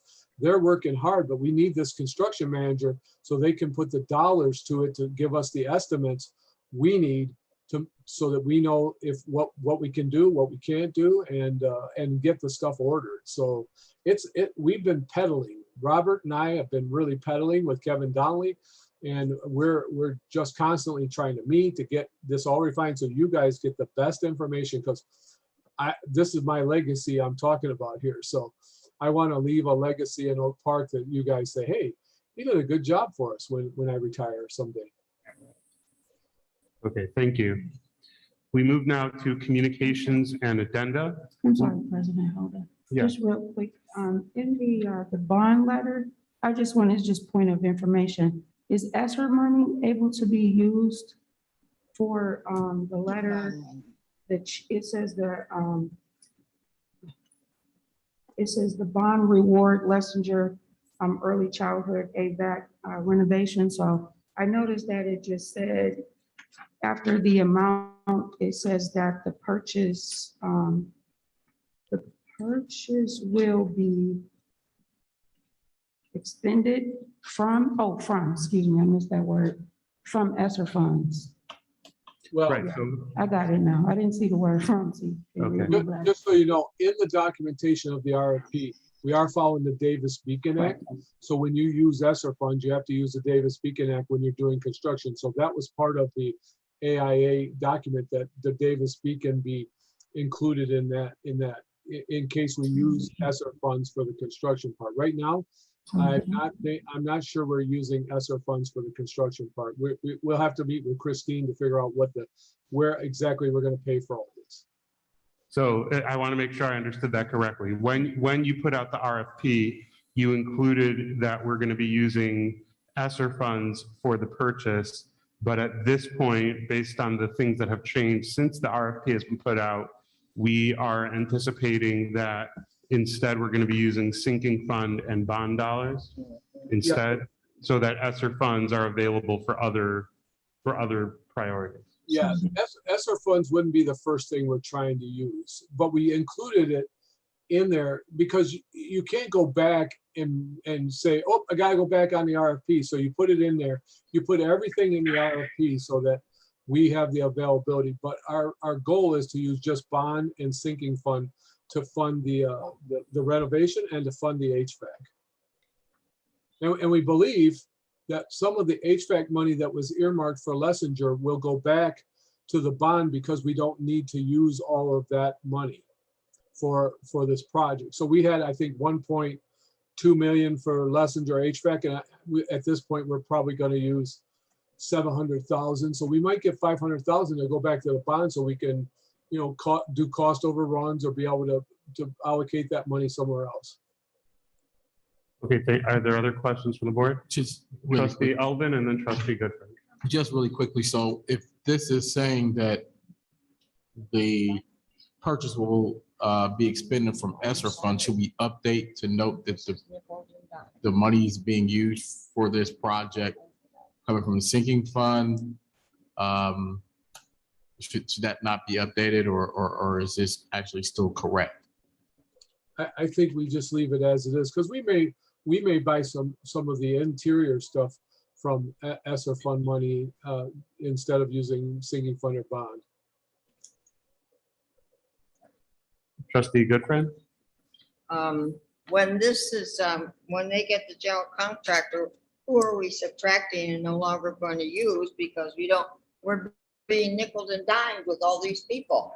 So when we get a construction manager, for the bond, which is a different project, then that's part of the budget for the bond, is to pay for a construction This is management. really a follow-up. So again, I'm sorry. I just have to be clear. Well, never mind. Between here and then, I guess I'll clear it up. Never mind. I withdraw my question. Okay. We move on to communications and addenda, and I'm going to open the floor now to members of the public that would like to address the board with communications or addenda at this time. You can either step up to the microphone here in person, or you can raise your hand using the participants tab in Zoom, or indicate in the chat that you'd like to speak. Yes, go ahead. Hey, how you doing? Fortunate to be here. I have a son in the district, and I'm really thankful for him to go here. My name is Fred George. I live in Farmington. My son has been here for about 3 years. Before I get started, I want to say a couple of things. Sometimes leadership has a fear of people, and sometimes people have a fear of leadership. Can you speak into the mic? I'll speak into the mic. Thank you. What I wanted to say was sometimes people have a fear of leadership, and sometimes leadership has a fear of people. The only way you're gonna get anything changed is to face it head on. I've been in education obviously a lot longer than a lot of you have, so I'm pretty experienced. One of the things I want to say, and I'm gonna jump around a little bit, and I'm gonna leave off here. A couple of statements were made, and I'm gonna hopefully fill in some of the gaps. One of the statements that was made that what I made one time to one of the district board members was, the district has over 60% of the kids come outside of the district. How come we can't have an addendum item or something placed in to allow people outside of the district to sit on the board? I know it's a voted position, I understand that, but there should be a place for us for the fact that all our money is going to the same place. And I think out of fairness and more parental involvement, if you ask those people who are outside of the district to be able to have a seat at the table, I think more things can get done. So think about that as a thought. I think Mr. Klein brought up about the grade drop. The curriculum person brought up some ideas. You can't compare Oak Park to Bloomfield Hills or Grosse Pointe or any other place. It has to be something similar.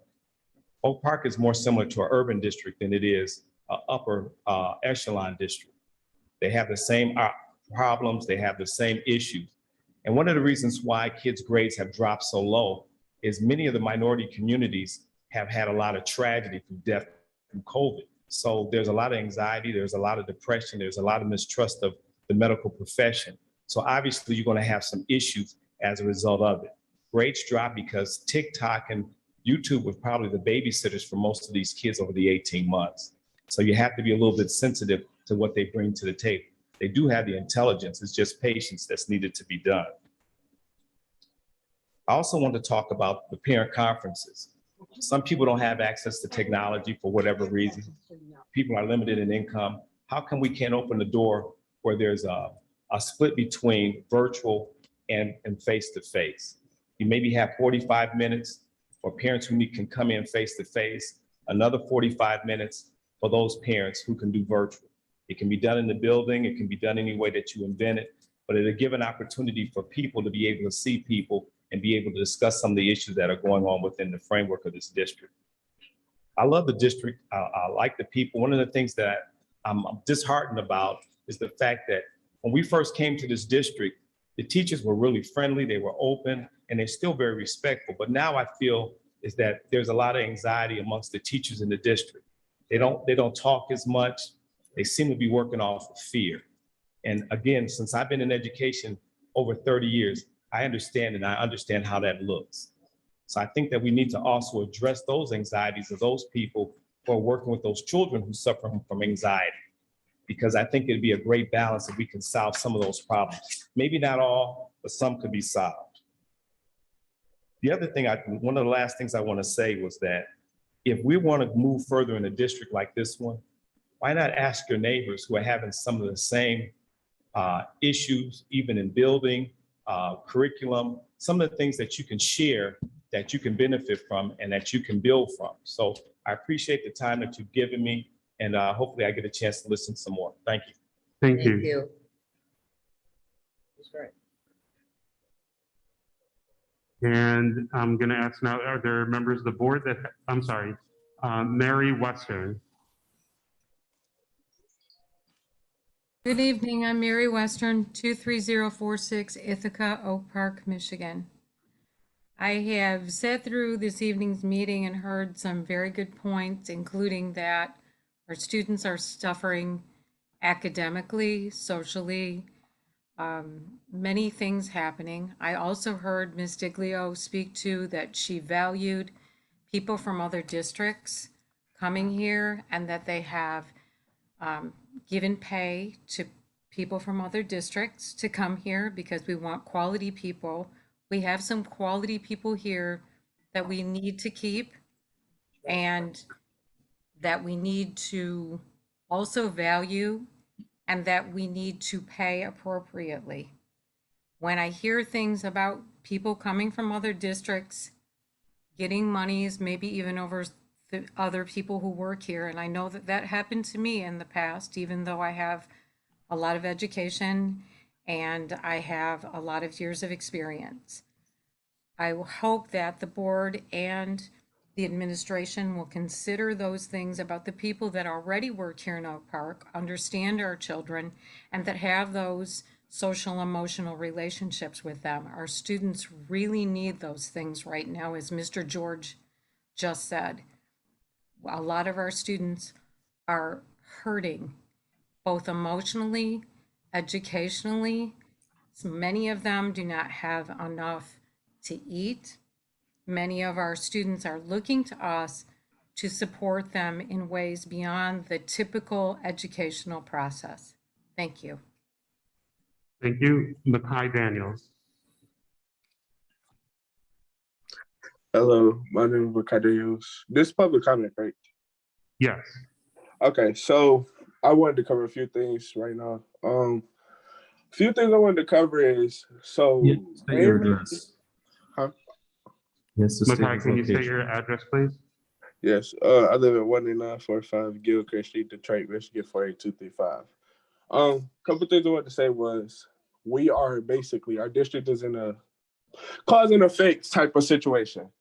So parents don't want their child in our district that is not promising anything for us, such as academics. Our school is not known for academics, sports, band, everything else but academics, and or safety. So which is causing you guys to not want to pay the teachers, which is not going to help fix the first problem, because the reason you guys have the teachers is because the skills they have. So if you guys were to lose these great teachers that help teach us, then how would you guys ever fix the problem at hand? That's all. Thank you. Thank you. I'm going to move now to members of the board. Are there any communications and agenda for members of the board at this time? Trustee Corcoran. Actually, I actually forgot to ask one question for Madam Superintendent in regards to the fiscal year on the budget that I know we passed in the consent agenda. But the fiscal year, I wanted to ask, what's the fiscal year? Fiscal? Fiscal, the fiscal year. Sorry, I speak Spanish. So in the consent agenda, we approved the financial statements, not the Right, budget. for June and July. But at the No, bottom, today we approved the financial statements for August 2021. oh, right. I actually meant to ask this in the beginning before we approve the minutes from the last one. But so my question is just, what is the fiscal year for a school district? Yes. What the dates of the fiscal year are July, by state law, are July 1 to June 3rd, or yeah, July 1 to June 3rd. Because on there at the bottom, I just noticed it's saying the month, from the month to the month. So if it's June 30th of 2020, then it'd be June 30th, 2021. So again, what we passed at our last meeting was the financial statements for the months of June and July. Right. And on So the those financial don't statements, have to reflect it? I'm sorry? So those do not have to reflect it. So like, for instance, if you look here on the on the financial statement for August, at the bottom on page, but it says right here, it says the projected fund. It says June 30th, 2021 to June 30th, 2022. It said it also on the June and July statements. And I noticed it says it on here also. Right, So that's why I so- was bringing it up. So so is it supposed to just say that June 30th, or is it supposed to say July 1st? No, so this is the projected fund equity at the end of the fiscal year, which the last day of the fiscal year is June 30th. So the projected fund equity for the, based on these financial statements for June 30th, 2021 is what it says. And then the projected fund equity for June 30th, 2022 is what it says below that. Okay, so I'll send you the information that I got from MASB in email, because that's not what they said.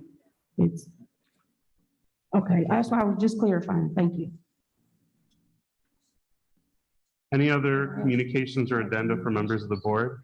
Yes, I have something. Trustee, Yes.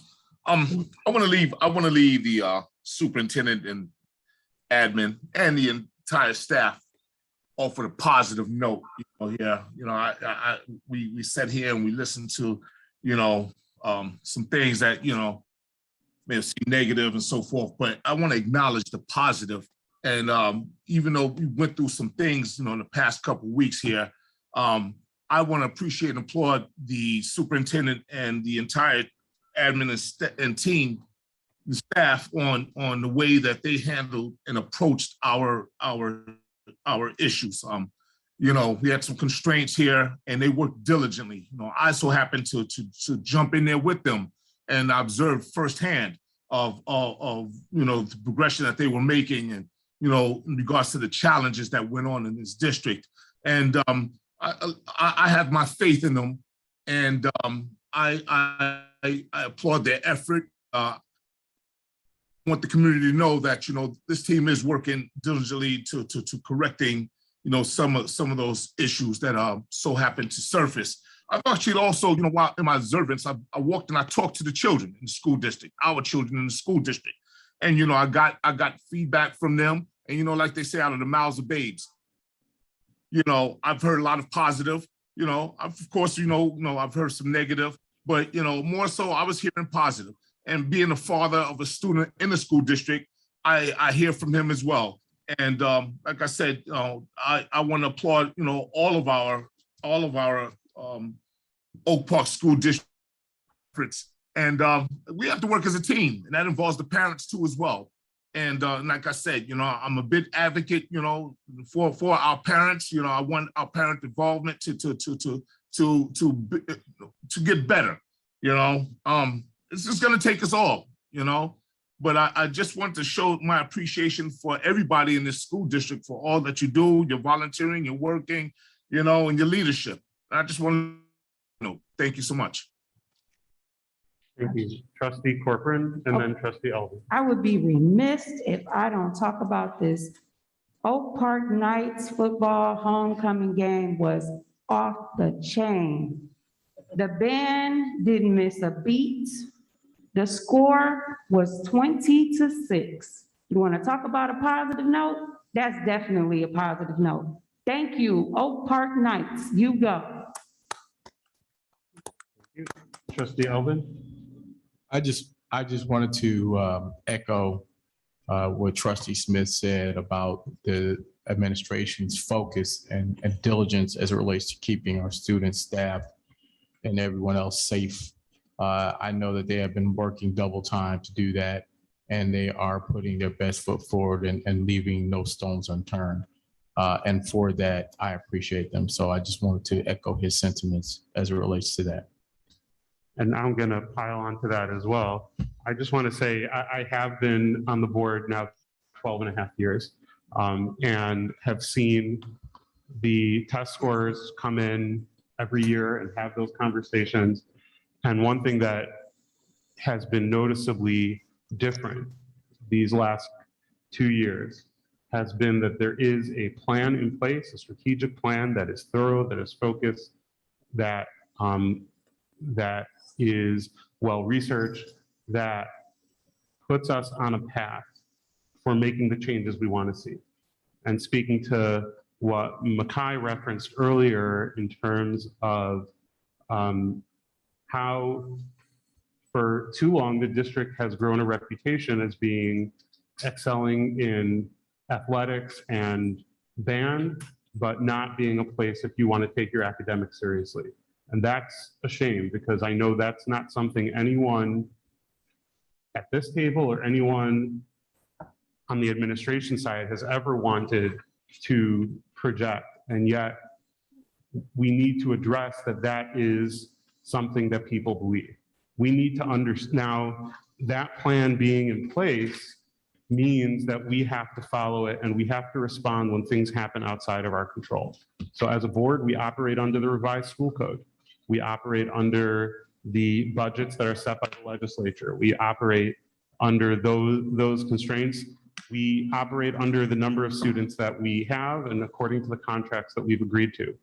And we need to keep our eye on the ball. And what I appreciate about what I've seen in terms of leadership these last few weeks especially is that when things have come up that that are disappointing and frustrating, that we keep our eye on the values, the strategic plan, the mission that this board has set and has charged the superintendent and the administration and the staff with protecting.